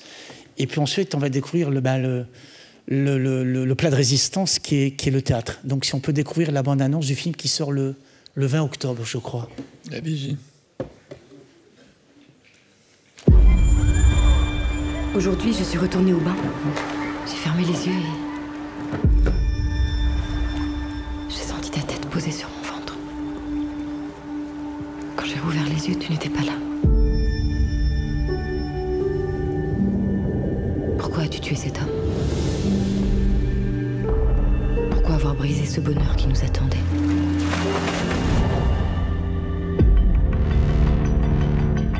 Vous portez en vous le poids d'un péché dont il faut vous débarrasser. Il y a des choses dans votre geste qui nous échappent et nous avons besoin que vous nous aidiez à les comprendre. D'abord, regrettez-vous votre acte?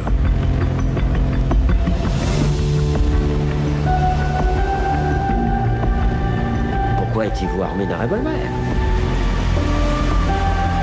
Et pourquoi revenir vers cet endroit précisément? Moi aussi, je me demande parfois si je t'aime. T'es bizarre.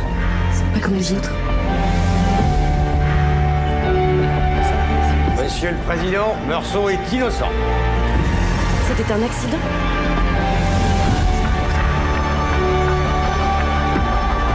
Avez-vous vu Monsieur Meursault pleurer? Mais l'avez-vous vu qui ne pleurait pas?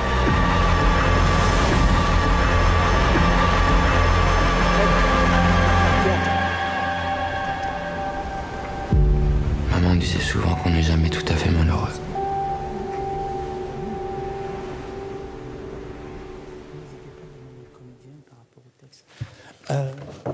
Voilà, donc maintenant on va passer au plat de résistance, le théâtre qui est certainement sa plus grande passion. Et avant d'échanger avec des artistes qui portent la parole de Camus, qui en sont j'appelle ça un facteur, qui apporte la lettre, le courrier de Camus, on va écouter un rapide extrait, là il sera très court, d'une dizaine de lignes, sur le lien quasi mystique que Camus a avec le théâtre, quasi mystique.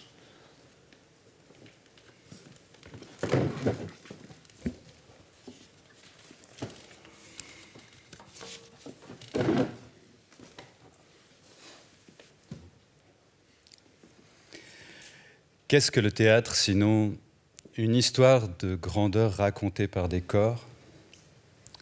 Avec humilité, je l'ai expérimenté comme auteur, comme acteur, comme metteur en scène et adaptateur, comme directeur d'une petite troupe. Je puis dire que le théâtre est mon couvent. L'agitation du monde meurt au pied de ses murs.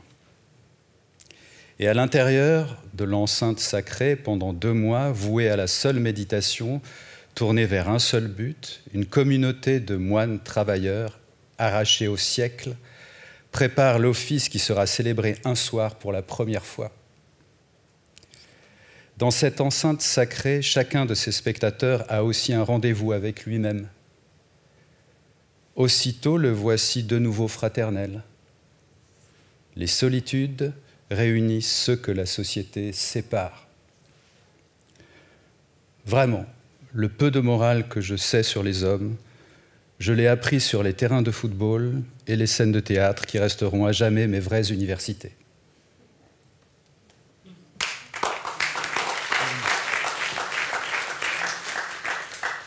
C'est sublime.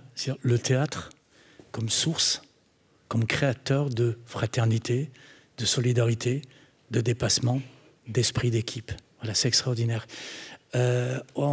À Avignon, pas cet été, mais pour vous dire le rôle important de Camus, en 2024, j'ai regardé le catalogue et c'est un observatoire extraordinaire du milieu du théâtre, puisque c'est le plus grand festival de théâtre au monde.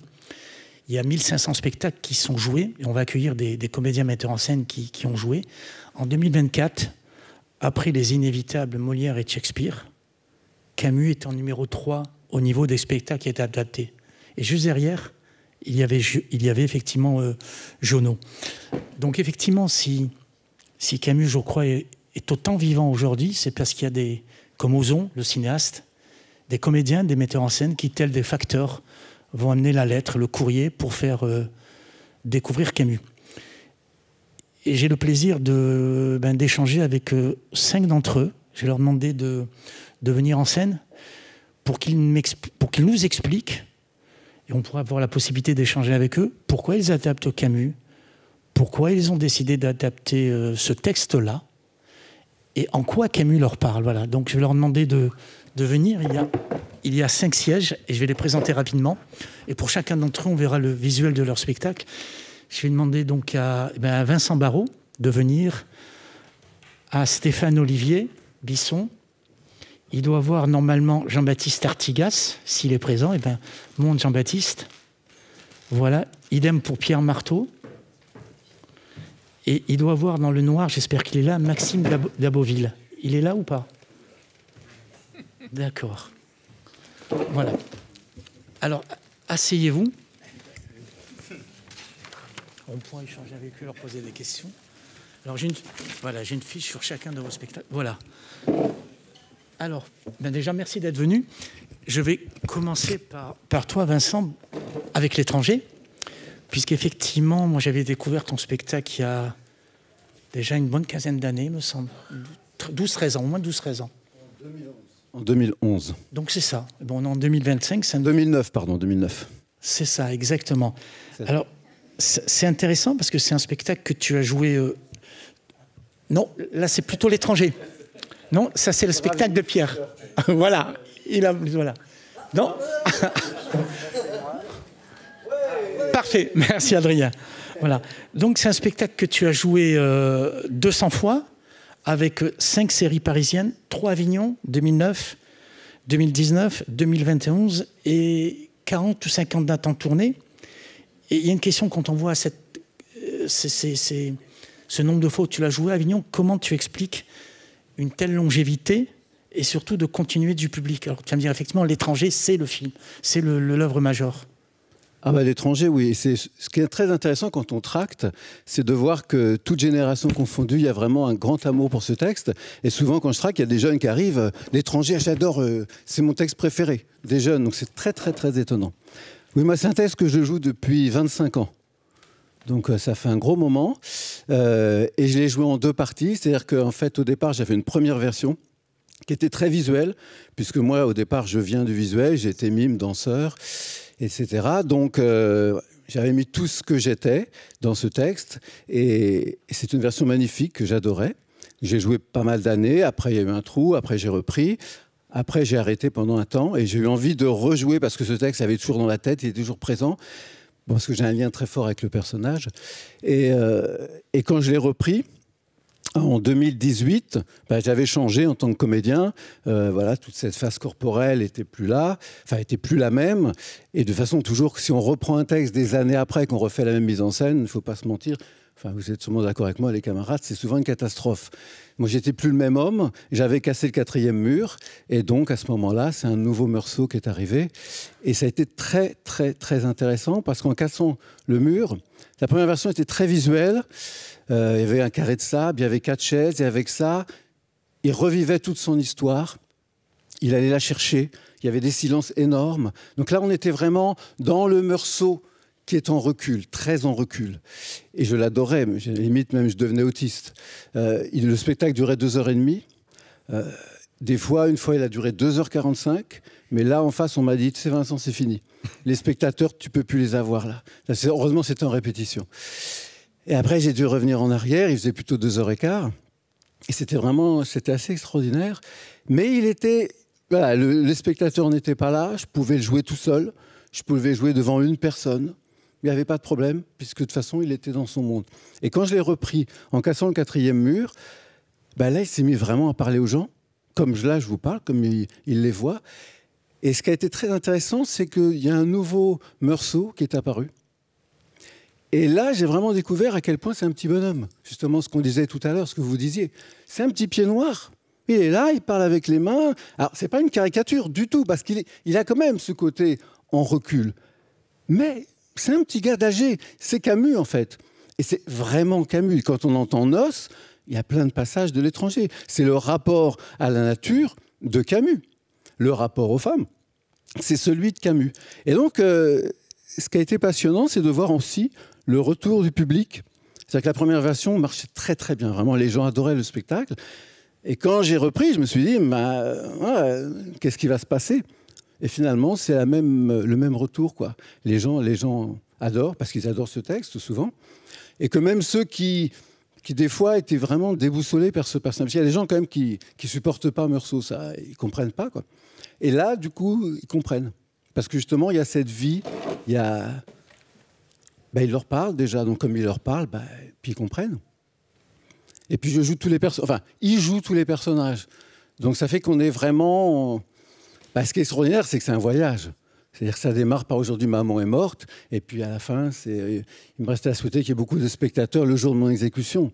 Et entre-temps, il y a eu Marie, il y a eu le meurtre, il y a eu Raymond, il y a eu Salamano, il y a eu tout ça. Il y a eu Monsieur ça m'est égal, parce que toute la première partie, c'est Monsieur ça m'est égal.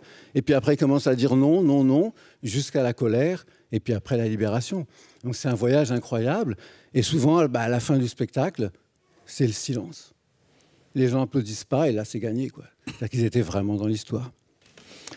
Dans votre livre, vous disiez, c'était très intéressant, le rôle du soleil et de la chaleur quasi omnipotente, quasi omniprésente, quasi obsédante, dans l'engrenage qui conduit au meurtre.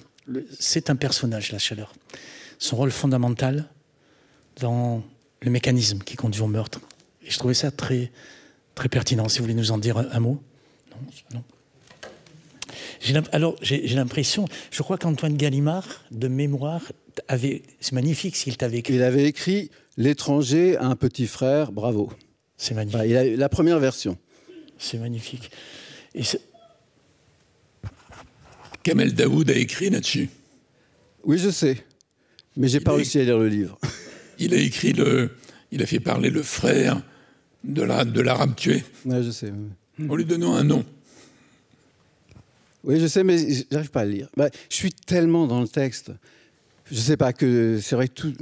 J'ai du mal, quoi. J'ai essayé 3 fois de le lire, ce livre, mais il me tombe des mains, malheureusement. Je suis désolé. Hein. Il est sûrement très beau. C'est quasiment j'ai l'impression qu'il y a une relation, comme Camus avec l'Algérie, cette relation organique, indéfectible. Toi, tu l'as avec l'étranger. Hein. Ah oui, c'est un texte qui me suit depuis parce que c'était déjà avant les 25 ans, j'étais déjà avec. J'avais rêvé de le monter avec des danseurs. J'avais fait travailler à des lycéens. Alors, j'avais fait une version théâtre visuel. Je les avais perdus directement, les pauvres, parce qu'ils n'étaient pas prêts à ça. Mais voilà, donc c'est un texte qui me suit depuis. Donc, pour terminer, désolé, j'ai pas plus de 4-5 minutes par rapport au planning qu'on a. Il est en pause, donc il est en pause, mais pas en pause définitive, parce que d'ici quelques temps, dans 2 ans, dans 4 ans, tu le reprendras quand tu auras encore davantage vieilli. Inch'Allah. On verra. Enfin, je le joue encore une fois la saison prochaine, enfin cette saison-là. Et après, on va voir, ça dépend de moi. On tire des questions à un moment, est-ce que c'est la fin? Est-ce qu'il faut continuer? Oui. On va se dépêcher, parce qu'effectivement, vous êtes sûr, un quart d'heure? Je pense, alors, est-ce qu'on aura une petite prolongation tout à l'heure ou pas? J'espère l'indulgence du directeur de la Maison de la Poésie. Alors, à côté, il y a le mythe de Sisyphe. Et le mythe de Sisyphe, c'est très intéressant. C'est Pierre Marteau. Voilà. Bonsoir. Donc, bonsoir Pierre, je suis très content que tu sois là. J'ai découvert ton spectacle cet été à Avignon. Et c'est intéressant parce que c'est la première fois que le mythe de Sisyphe est amené à la scène. Oui, ce qui m'a intéressé dans ce texte, c'est qu'il pose la question du sens. C'est une phrase qui apparaît très tôt dans l'œuvre. Il dit « Je juge donc que le sens est la plus pressante des questions. Comment y répondre ?» Et c'est une question qui est, je trouve, on a très peu le loisir de se la poser dans l'espace public. Et il me semble que le théâtre, ou des lieux comme celui-ci, est un des derniers lieux où c'est possible. Et je pense que c'est d'autant plus urgent que même dans l'espace privé, il est difficile de se poser cette question parce que on est entraîné par une vitesse permanente, la recherche de la performance, la consommation, et l'expérience de pensée est un petit peu mise de côté et je trouve que c'est très dangereux. J'ai fini. Non, c'est très intéressant ce que tu nous dis. C'est un texte qui était joué à l'Essaillon. Tu l'as joué à Avignon l'an passé. Cette année, qui va faire l'objet d'une reprise l'année prochaine, et que tu as joué, je crois, une cinquantaine de fois sur Paris, c'est bien ça? Oui, je l'ai joué une 40aine de fois sur Paris. Là, je vais le jouer en France en tournée cette année. Mais donc, ce qui m'a intéressé dans ce texte, je vais essayer de faire vite, hein, c'est que Camus le divise en 2 parties. Une première partie qui est une partie de réflexion, et on sait que c'est dans le mythe de Sisyphe qu'il a élaboré ce qu'on a appelé la philosophie de l'absurde. Et chez Camus, l'absurde n'est pas une fin en soi, ce n'est pas un lieu de mélancolie ou de dépression, c'est au contraire un endroit à partir duquel rebondir et essayer d'inventer et de vivre tous les possibles. C'est-à-dire que l'absurde nous ouvre un espace de liberté. Il y a cette première partie dans la réflexion, qui est de l'ordre de la réflexion dans le spectacle. Il y a une deuxième partie où il appuie sa réflexion sur 4 exemples, Don Juan. Moi, je ne l'ai pas gardé dans mon adaptation parce que c'est très difficile de parler de Don Juan aujourd'hui comme en parle Camus. Ça aurait créé des polémiques qui n'étaient pas le fond de ce que je souhaitais traiter. Il y a un deuxième personnage qui est employé comme exemple par Camus, c'est l'acteur qui voyage à travers les conditions humaines, à travers tous les rôles qu'il peut interpréter et qui envisage le jeu comme une réponse possible à l'absurde. On sait que Camus était même lui-même dans sa vie privée très joueur. On le voit dans des photos, dans des films où il est en train de s'amuser avec ses enfants comme n'importe quel père. Et puis il y a un deuxième personnage qui est, à mon avis, dans le mythe de Sisyphe, un prélude à ce qui va venir l'homme révolté, dans un chapitre qu'il appelle La Conquête, où il dit tout le monde est engagé. Voilà peut-être ce que j'ai senti le plus profondément. Et conscient que je ne puis me séparer de mon temps, j'ai décidé de faire corps avec lui. Je fais tant cas de l'individu que parce qu'il m'apparaît dérisoire et humilié. Entre l'histoire et l'éternel, j'ai choisi l'histoire. Même humilié, la chair est ma seule certitude. Je ne puis vivre que d'elle. La créature est ma patrie. Voilà pourquoi je suis du côté de la lutte. Voilà pourquoi j'ai choisi cet effort absurde et sans portée. Et je crois que ce passage-là justifie à lui seul le fait que Camus soit très présent dans l'actualité, puisque on est chacun évidemment embarqué dans l'état du monde tel qu'il est, et on essaye d'y apporter notre édifice, notre pierre à l'édifice. Voilà, il y a un troisième personnage qui est le personnage évidemment de l'artiste et de l'écrivain qui propose à son public un miroir du monde. Et puis il y a Sisyphe, j'en termine, qui est donc condamné par les dieux à monter un rocher jusqu'au sommet d'une montagne, et le rocher redescend de lui-même, et Sisyphe doit le remonter, et Camus y voit, comme beaucoup d'autres, l'image de la condition humaine. Juste une petite chose sur la dernière phrase du texte qui est très connue, qui est il faut imaginer Sisyphe heureux, parce qu'elle est quelquefois mal interprétée. Camus ne dit pas que Sisyphe est heureux. Il dit qu'il faut imaginer Sisyphe heureux, et c'est très différent. C'est-à-dire que ça veut dire que, selon moi, c'est comme ça que je le vois, d'une part que le bonheur n'est pas une chose interdite, qu'on y a droit, et que c'est en l'imaginant possible que peut-être on peut construire une vie qui soit intéressante pour soi-même et apporter au monde quelque chose qui lui puisse lui être utile. Voilà. C'est ce que j'essaye de faire entendre dans ce texte, qui est un texte de philosophie sensible, dit Camus. Voilà. Merci pour ton regard et cette explication. Tu vois, sincèrement, ça n'était pas une sinécure de transférer, d'amener à la scène un matériau aussi philosophique que le mythe de Sisyphe, et d'en faire quelque chose aussi incarné et sensible comme l'a fait remarquablement Pierre, et c'était pas pour le flatter. Tu vas jouer dans... Dis-moi les premières dates de tournée l'année prochaine, les premières. Je vais le jouer en octobre à Ferney-Voltaire, ensuite je vais le jouer à Vienne, je vais le jouer à Carcassonne, je vais le jouer à Agen, je vais le jouer dans la région de Bordeaux, et je vais le reprendre à Avignon aussi pendant le festival, parce qu'on m'a proposé de le reprendre à Paris cette année, mais je pouvais pas, donc soit il faudra venir la saison prochaine, ou alors ceux qui seront trop impatients pourront aller le voir en Avignon s'ils veulent, quoi. Parfait. Alors maintenant, je vais passer la parole à Jean-Baptiste Artigas, qui a fait une adaptation. C'est bon, c'est La Chute, Adrien. Je suis désolé si on a modifié l'ordre. Voilà, j'avais découvert ton spectacle en 2023 à Avignon. J'étais venu te voir juste après, on a eu un échange intéressant. Tu l'avais joué l'année précédente à Avignon. Oui. Donc voilà, c'est un spectacle ensuite que tu as repris à Paris en septembre 24 jusqu'en janvier 2025. Jusqu'en mai. Jusqu'en mai, donc ça a été prolongé, oui. Voilà, parisienne qui a été prolongée. Et ce qu'il y a d'intéressant, c'est qu'en fait, tu as fait évoluer ton adaptation par rapport à ce que j'avais vu à Avignon, où ta mise en scène, l'adaptation, il me semble, tu avais fait évoluer. Oui. Quand tu as repris ce spectacle sur Paris, quelle en est la raison ? En fait, moi, j'ai reçu donc La Chute de la part de Jacques Gallo qui a fait l'adaptation, et c'est un peu cette relation de Camus aussi avec ses professeurs ou ses instituteurs. Jacques Gallo, c'est la personne avec qui j'ai commencé le théâtre et qui m'a aussi éveillé à la littérature quand j'étais au lycée, et à l'amour, et qui m'a transmis l'amour de Camus notamment. Et donc j'ai eu la chance aussi d'interpréter Meursault dans une mise en scène qu'il avait faite, où c'était pas un seul en scène, mais je m'étais familiarisé à la langue de Camus par ce biais-là, et par Meursault, et par cet ouvrage. Et puis des années plus tard, il est arrivé avec cette adaptation de La Chute qu'il avait faite Donc je m'appelle Jean-Baptiste, le personnage de La Chute s'appelle Jean-Baptiste. Clamence, il m'a dit, je sais pas, il y avait une espèce d'évidence. Et moi aussi, il y a une évidence en lisant le texte. Je pense que j'ai été passé un peu à côté de ce texte de Camus. Et puis la vie m'ayant traversé un peu, il m'a parlé tout à fait autrement. Et donc j'ai eu la chance de l'interpréter à l'âge auquel il l'avait écrit lui.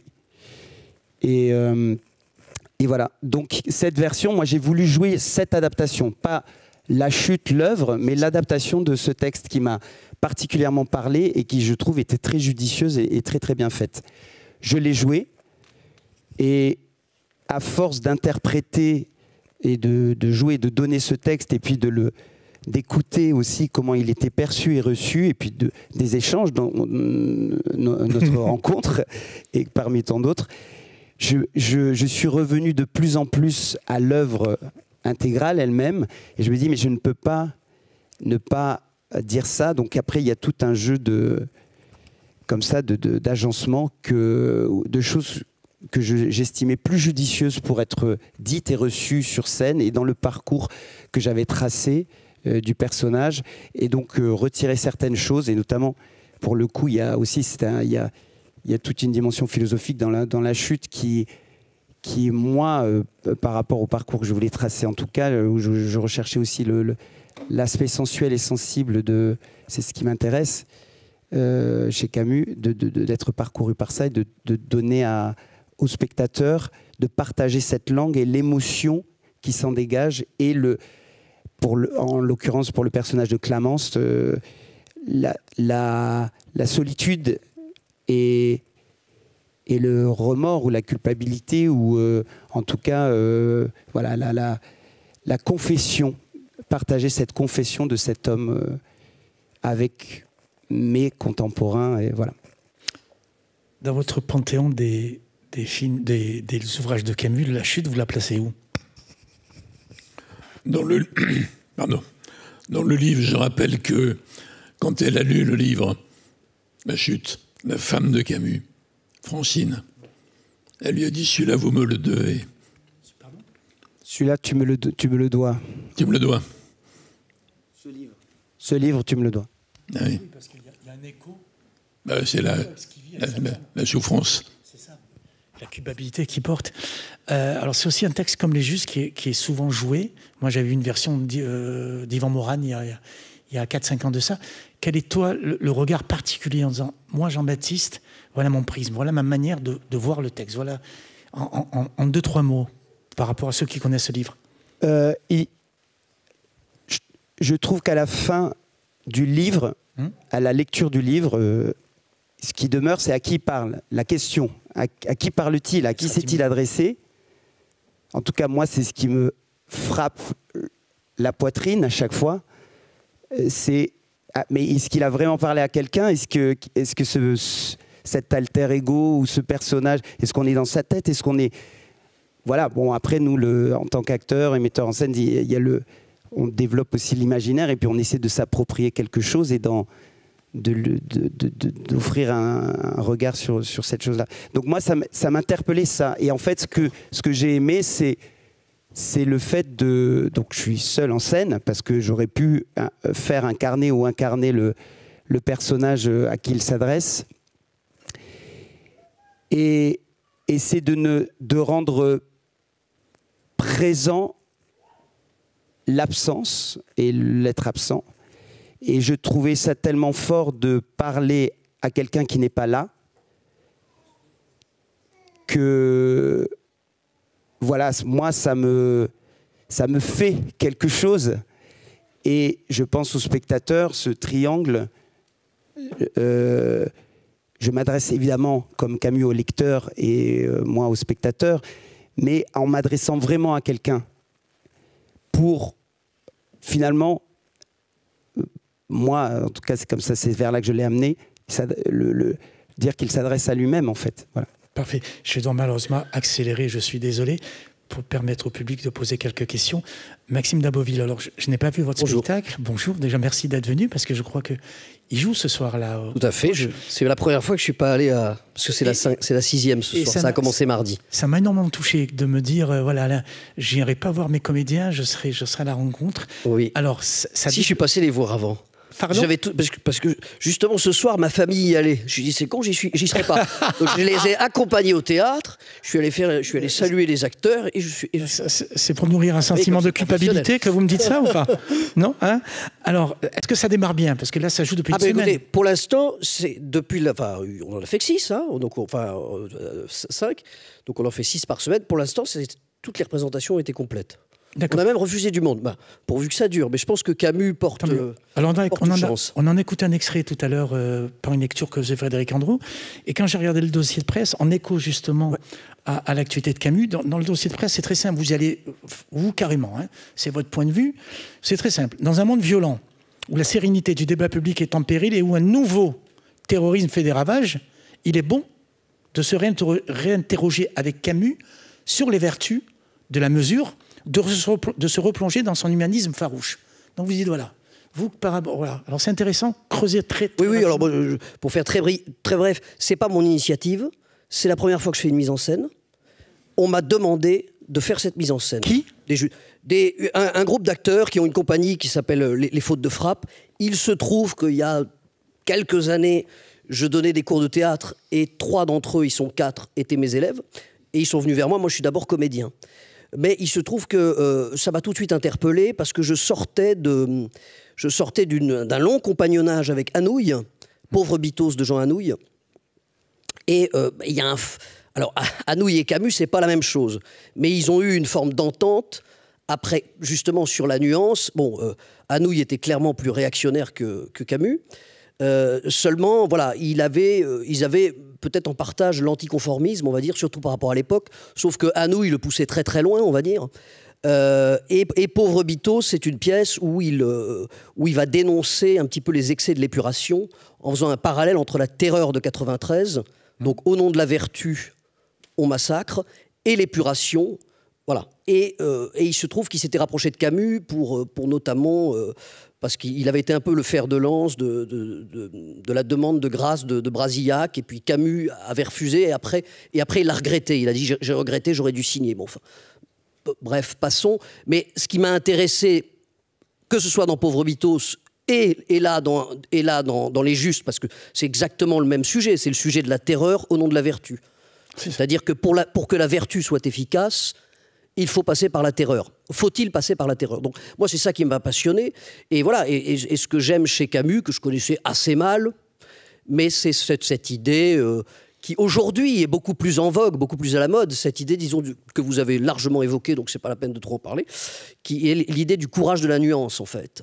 Et c'est vrai que je pense qu'en France, il y a un romantisme politique qui fait que la nuance a toujours été quelque chose d'assez méprisable et méprisé, parce qu'il a toujours fallu que la politique, l'engagement soit quelque chose d'un peu sexy. Vous avez parlé de 68 tout à l'heure. On est encore dans la mytho. Enfin bref, moi ça en tout cas, si vous voulez, dans mon intimité personnelle, dans mon parcours, ça c'est quelque chose qui me parle beaucoup, et c'est pour ça que j'ai tout de suite adoré Les Justes, que je connaissais déjà, mais j'avais pas du tout l'idée de faire de mise en scène. Je trouvais, je vous le dis franchement, je trouvais aussi que Camus manquait d'humour. C'est en ça que Camus me dérangeait un peu. Non, mais c'est des conneries, en fait, hein, c'est complètement débile. Mais je vous dis, moi, j'avais mes œillères personnelles sur Camus. Et puis, si vous voulez, le côté homme parfait, etc. Et puis, j'ai découvert complètement autre chose. Je découvre d'abord que c'est un homme extrêmement tourmenté, et ça, je trouve que ça raconte quelque chose aussi. C'est un homme qui a énormément souffert dans sa vie, dans son corps, par la tuberculose, qui a souffert dans son âme. C'était un être, on l'a dit, de culpabilité. Alors certes, il n'est pas chrétien, etc. Mais il y a une dimension chez lui très forte, si vous voulez. C'est pas quelqu'un qui se possède tant qu'on le pense. Et si vous voulez en avoir la preuve, lisez la correspondance avec Maria Cazares. Il est pathétique. Elle est extraordinaire. Non, moi je trouve. Mais ça me plaît, si vous voulez. Ça me plaît. Parce que justement, on voit l'autre Camus. On voit le Camus déboussolé, désorienté, etc. Bref. Et donc, enfin là je suis en train d'épiloguer totalement. Mais en tout cas, c'est une commande. Je ne suis pas responsable, mais je suis extrêmement... Mais alors j'ai adoré faire ça. J'ai adoré faire ça, j'ai adoré... Et puis surtout, j'ai éprouvé quelque chose que Camus Camus disait qu'il avait sa passion pour le football et le théâtre, parce qu'au fond, qu'est-ce qu'il aimait vraiment? C'est la fraternité. Et moi, qui parfois, dans ma vie d'homme, parfois, je crois que je me suis un peu coupé de ça, alors qu'au départ, je suis un être plutôt fraternel. Enfin, je vous dis ça, là, là, vraiment, j'ai vécu un moment de fraternité, parce que quand on est acteur, on est dans son tourment, il faut produire sa partition, on est quand même, malgré tout, un peu sur soi. Bien sûr, on est avec les autres. Mais enfin, c'est dur, le travail d'acteur sur des répétitions. Le travail de metteur en scène, c'est complètement autre chose. Et là, j'ai une équipe formidable. Enfin, j'ai passé un moment extraordinaire, voilà. Et donc, assez camusien. Je dirais que c'était assez camusien, le travail. Merci.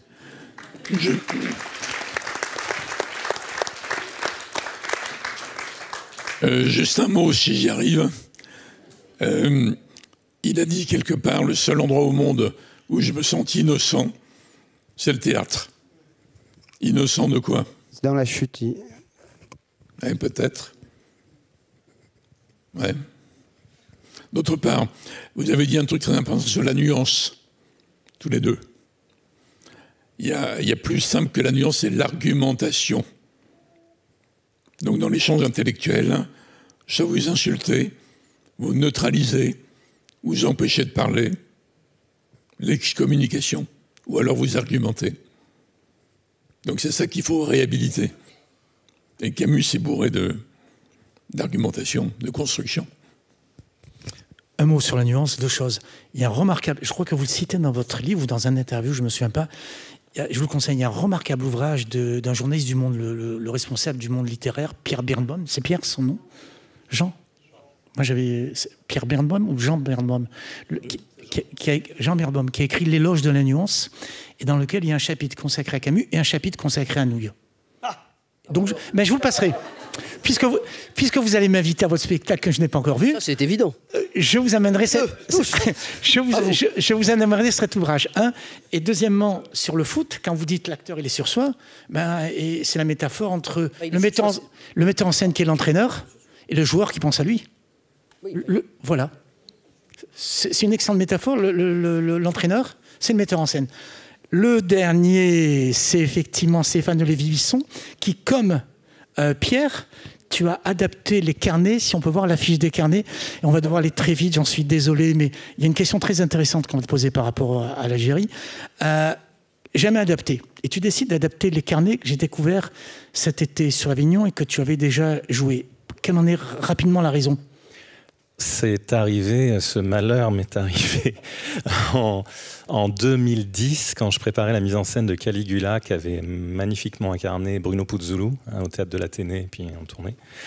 Et tous les metteurs en scène que j'ai admirés, que j'ai eu la chance de rencontrer, m'ont dit, surtout si tu montes un texte, tu lis toute l'œuvre, parce il peut se trouver que tu vas être en butte à une difficulté à un moment sur une scène ou sur un mot, et la solution sera quelque part dans l'œuvre et pas dans le texte que tu montes. D'accord. Donc c'est comme ça que je suis tombé sur les carnets, et j'ai été complètement saisi. En fait, à la dernière de Caligula, qui est une histoire qui a duré 4 ans, au Célestin, il y avait 2 représentations le même jour. En fait, je me suis offert un cadeau effarant, c'est que j'ai joué dans mon décor de Caligula, pour la première fois, les carnets, en lecture jouée, mais pour voir si ça donnait quelque chose avec les gens. Puis en fait, ça s'est cristallisé assez rapidement, donc ça m'a convaincu qu'il fallait le faire. Et ce qui m'a vraiment renversé, réellement, c'est que c'est une exploration de sa solitude. Rejoins ce que dit. Ouais. J'avais l'impression de pousser une porte et de tomber sur l'homme, alors qu'il est parfois extrêmement pudique dans beaucoup de ses ouvrages. Il se tient parfois à distance.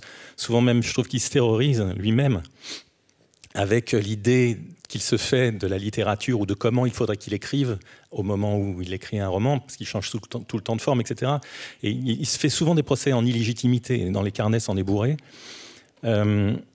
C'est cet aveu de faiblesse qui n'était avoué qu'à lui-même, puisque c'était évidemment pas destiné à être publié jamais. C'est Francine qui l'a, Francine qui l'a publié en 71, je crois, le premier volume des carnets. Après, Catherine a fini le travail. C'est un continent complet parce que c'est de 1935 à 1959, c'est 957 pages. Quand je me suis noyé là-dedans, j'ai mis, je crois, 2 ans et demi à ressurgir à la surface parce que je me dis, mais comment je fais ?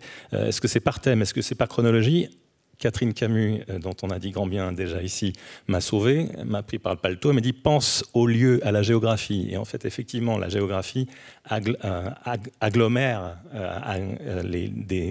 une chronologie et des thèmes. Je m'en suis sorti comme ça. Ce texte m'a travaillé, j'ai pas joué rien, en fait. J'avais l'impression d'avouer devant les gens comment ça résonnait puissamment en moi et secrètement en moi, et en espérant que, à la seconde où je le disais, que ça puisse résonner chez les autres. Et c'est ce va-et-vient étrange qui s'est passé. C'est un ouvrage incroyable, c'est la malle au trésor, c'est la matrice de tout. On y trouve des traces parfois complètement exactes de passages entiers de plein d'œuvres. Et j'ai découvert à quel point il était, vous l'avez déjà tous dit, mais à quel point il a été seul. D'ailleurs, le ressort de pourquoi j'ai décidé de le monter, il y a eu les Célestins 7, mais c'était Catherine Camus qui m'a raconté une histoire, je ne crois pas que ce soit dans des livres. Elle me dit, un jour, à Lourmarin, elle pousse la porte du salon, pour ça, pousser la porte, ça revient tout le temps, mais pousse la porte du salon, elle voit son père cassé en deux physiquement sur une chaise. Elle lui demande « ça va pas, papa ?» Et il se retourne vers elle, les yeux humides, paraît-il, alors qu'elle l'a jamais vu pleurer, et il lui dit « je suis seul ». Cette histoire-là m'a vraiment entraîné vers il faut faire entendre cette voix si secrète qui est... Enfin, pardon, vas-y. C'est malheureusement le temps. Envie de parler. Ce qui est intéressant, c'est que je regarde les notes. Alors, tu l'as joué 152 fois à Paris, à Lucernaire, à Avignon 3 fois. Alors surtout, c'est la question que je voulais te poser. Tu as une tournée à Beyrouth et une tournée en Algérie, à Alger, Constantine et Annaba. Alors la question que je voulais te poser, c'est quel est le regard des Algériens, du public ? Quand tu étais dans l'Algérie récente de maintenant, quel est le regard, en quelques mots, du public algérois et des Algériens sur Camus ? On est loin des polémiques algéro-françaises, je trouve. Enfin, c'est les échanges que j'ai eus en tout cas. C'était pas des...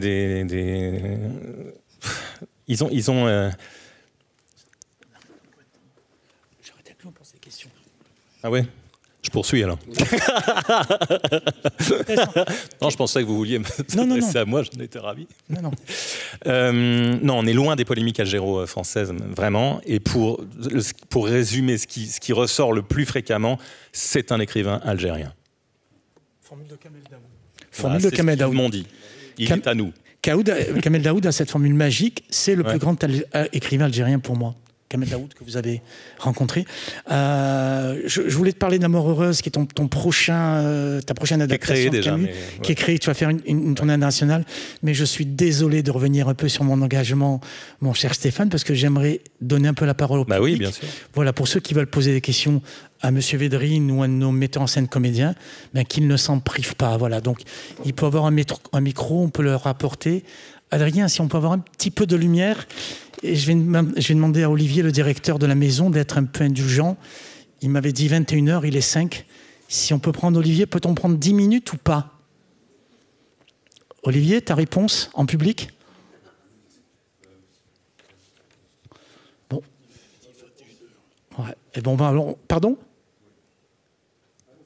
Quelqu'un a une question ? Voilà. Est-ce qu'il y a on va essayer de prendre 2 ou 3 questions rapides, mais des questions rapides pour permettre à d'autres et de vous laisser le micro. Voilà. Donc je joue à Paris déjà, là je vais refaire Avignon. Frédéric va passer le micro, donc s'il y a une main en haut, en bas, ou pour parler très fort. D'accord, j'ai adapté, je me mets en scène. C'est Richard Zammel qui joue, l'acteur allemand. Tu as dû voir dans plein de trucs. Tarantino, James Bond, Village français. J'ai été frappé par l'expression « drame de la canicule ».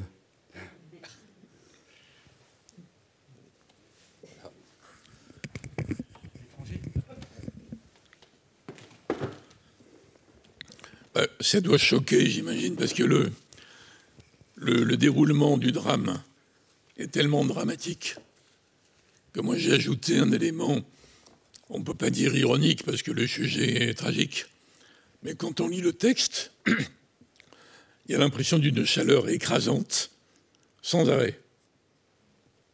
D'abord dans le crime, l'enchaînement qui conduit au crime et au tir, le fait que le gars tire, On a l'impression que c'est vraiment là un coup de chaud, quoi.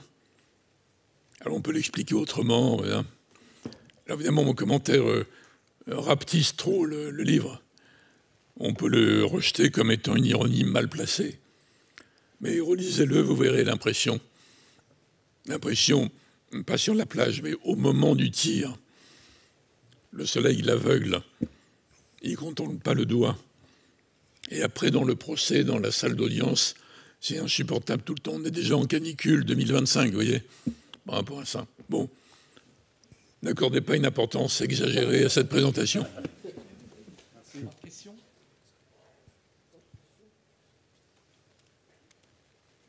Y a-t-il d'autres questions, des commentaires, des remarques sur ce que vous avez partagé ? Non, moi je voulais juste remarquer qu'il n'y avait aucune femme là. Et au fond, quand même, parce que moi je trouve que Camus a quelque chose de féminin. Quand vous parlez de la nuance, bon, on peut parler aussi de ses amours. Moi j'ai lu les lettres à Maria Casares, bien sûr. Mais voilà, je trouve ça un peu dommage. Voilà, parce que je pense que dans cet aspect-là, de montrer sa faiblesse ou son côté d'étranger, l'étranger, hein, il y a ce continent noir féminin qui n'est pas là. Alors je vais laisser Jean-Baptiste, parce que c'est une remarque qu'il m'avait faite. La remarque que vous faites, et donc qui m'a faite il y a 2 jours de ça, sur l'absence de personnages féminins. Une toute petite parenthèse avant de laisser la parole à Jean-Baptiste. Dans la bande-annonce que vous avez vue, Marie parle. Dans L'étranger, elle est souvent évoquée, et je parle à Vincent. Meursault l'évoque, mais elle ne dit aucun mot. Elle parle très peu, très peu. Et là, dans la bande-annonce... C'est bizarre, elle lui dit. Voilà. Donc c'est quasiment... Et dans la bande-annonce, Marie parle. Je vais laisser Jean-Baptiste répondre parce qu'il m'avait fait part de cette remarque. Oui, mais moi, je ne vais rien solutionner du tout. Hein. C'est vrai que... Non, je lui ai dit... C'est vrai, quand il m'a parlé de cette rencontre et des intervenants, j'ai dit, mais il n'y a pas de femmes. Et bon, et moi, c'est un sujet aussi, la chute, par rapport à l'adaptation, que j'ai reprise avec Sophie Nicolin, donc je voulais un regard féminin sur cette œuvre qui, malheureusement, est la confession d'un homme, et qui s'adresse à un autre homme, et avec un H minuscule, donc après qui s'adresse à tous les hommes avec un H majuscule, mais à l'humanité. Mais c'est vrai que voilà, moi j'ai donc une créatrice lumière, j'ai Sophie qui a fait l'adaptation, voilà, même l'attaché de presse, puisqu'on a eu la même avec Pierre, qui a défendu le spectacle. J'ai essayé de m'entourer au maximum de femmes pour avoir un regard aussi sur cette œuvre qui résonne aujourd'hui d'une manière, c'est un texte dense, complexe, et pour savoir comment ça résonnait et comment ça pouvait être reçu et entendu. Et puis surtout, au centre de la chute, c'est une jeune femme qui se suicide. Et effectivement, Francine a dit à Albert Camus, celui-là, tu me le dois, parce que... Et donc, je pense que c'est la confession d'un homme et auprès de l'humanité, mais c'est vrai qu'il est paradoxalement extrêmement féminin, comme l'œuvre est féminine. Voilà. Pardon, mais je suis certain que si le metteur en scène des Justes était une femme, vous l'auriez invité quand même. Exactement. Y a-t-il encore... On a 2 ou 3 questions, rapidement. Pardon ? Je vais arrêter. Tenez. Comme ça. La dernière. Je ne peux m'empêcher de l'entendre dans la mode actuelle des genres. Excusez-moi, le continent noir de la femme, et pourquoi les hommes? Ça, c'est un domaine quand même peut-être aussi de nuances et féminin. Non, franchement, ça me choque. Votre question n'ouvre pas... ça suffit de toujours vouloir ramener l'homme et la femme et l'égalité. Donc, messieurs, pour moi, bon, c'est bon. Hein, voilà, je veux dire, ça ne me dérange pas du tout. Et j'aime votre féminité, votre mystère aussi à vous. Et il y a aussi le continent noir des hommes. Hein. En ce moment, il n'y a pas de femme qui n'enseigne Camus. Voilà. Ben, c'est tout. Puis voilà. Alors toujours, il manque la femme et l'homme. C'est bon, quoi. Voilà. Excusez-moi, madame, je n'ai pas pu m'empêcher. Juste dans Les Justes et Caligula, il y a des rôles de femmes, juste pour dire ça. Bon. Et elle joue. Elle est sur scène en ce moment, vous comprenez? Elle peut pas être... Oui, on pourrait mettre la sœur de Caligula. Mais je dirais simplement, relisez-le dans le premier homme. Le premier homme, le livre final, qui est génial. Hein. Le portrait de la mère et de la mère et de la grand-mère. Incroyable. D'autant pas, d'après ce que je sais, dans les millions de lecteurs dans le monde, il y a une grosse majorité de femmes. La dernière question, et on va devoir libérer la salle, et je remercie Olivier, le directeur, de nous autoriser de déraper un petit peu. La dernière question, très rapide. Question, commentaire ou remarque? Moi, c'était pour répondre à la dame, pour vous parler d'un spectacle qui était joué, j'ai rien à gagner à dire ça, mais qui était joué sur Avignon au Balcon, qui est mis en scène par un garçon, Jean-Philippe Barbuchia, et il a adapté L'étranger sous l'angle de Marie, justement. Et voilà, je vous invite à voir cette proposition, parce que c'est vrai que c'est très, très intéressant. Et donc, comme quoi on peut, au-delà comment dirais-je, d'une femme qui serait à l'initiative de la mise en voix de Camus, on peut aussi inventer et écouter les voix féminines de son œuvre. Voilà, c'est tout. Alors, en écho à ce que vous dites, je crois, je vous dis peut-être une bêtise, on en avait parlé avec Jean-Baptiste, qu'il y a une comédienne qui a fait une adaptation de L'étranger qui s'appelle L'étrangère. Ah, et vous l'avez joué où? C'est de ce spectacle dont elle parle. À quel endroit? Au Balcon. Et vous allez jouer où prochainement? Ah d'accord, je pensais... c'est un témoignage. J'ai mal compris, voilà. Et c'était réussi ou pas? Comment s'appelle cette comédienne? C'est L'étrangère, c'est ça, je sais, c'est ça. C'est ça. Eh bien, on essaiera d'aller le voir. Je suis désolé. Il y a une toute dernière question. Alors, allez-y. En fait, moi, j'aurais juste aimé avoir un peu plus d'informations sur... Vous avez parlé de l'amitié de René Char et de Camus, et je voulais savoir si cette amitié était née au cours de la Résistance, ou bien c'était, bon, juste une amitié artistique, intellectuelle, voilà. Non, c'est une fraternité d'après. Ils sont connus après, en fait. Mais dans le livre, si vous le lisez, il y a une lettre que Marie-Claude Char, qui est une amie d'enfance, m'a donnée, et qui est un très beau texte, inédit par rapport à ça. Non, c'est une amitié d'après la guerre, et je pense qu'ils détestaient les mêmes gens, en fait. Et puis il y avait le côté...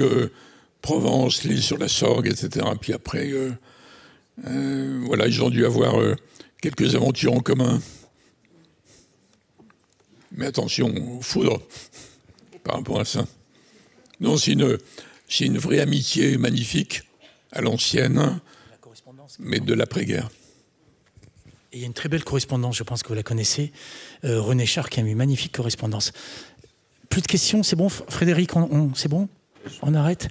J'espère, que vous avez passé un moment agréable, qu'il était peut-être, du moins on l'espère avec M. Védrine, instructif.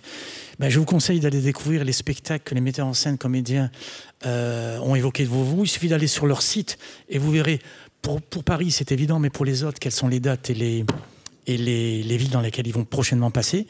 Et puis je tiens à remercier vraiment sincèrement et très chaleureusement la régie avec laquelle on a travaillé tout à l'heure, qui a été extraordinaire. Merci Claire, merci Adrien. Et surtout Olivier, qui me maudit peut-être d'avoir dépassé maintenant de près d'un quart d'heure. Moi j'ajoute qu'il faut relire Camus. Oui. Pas semblant de nous écouter, mais relire Camus. Ah. J'ai pris la dédicace.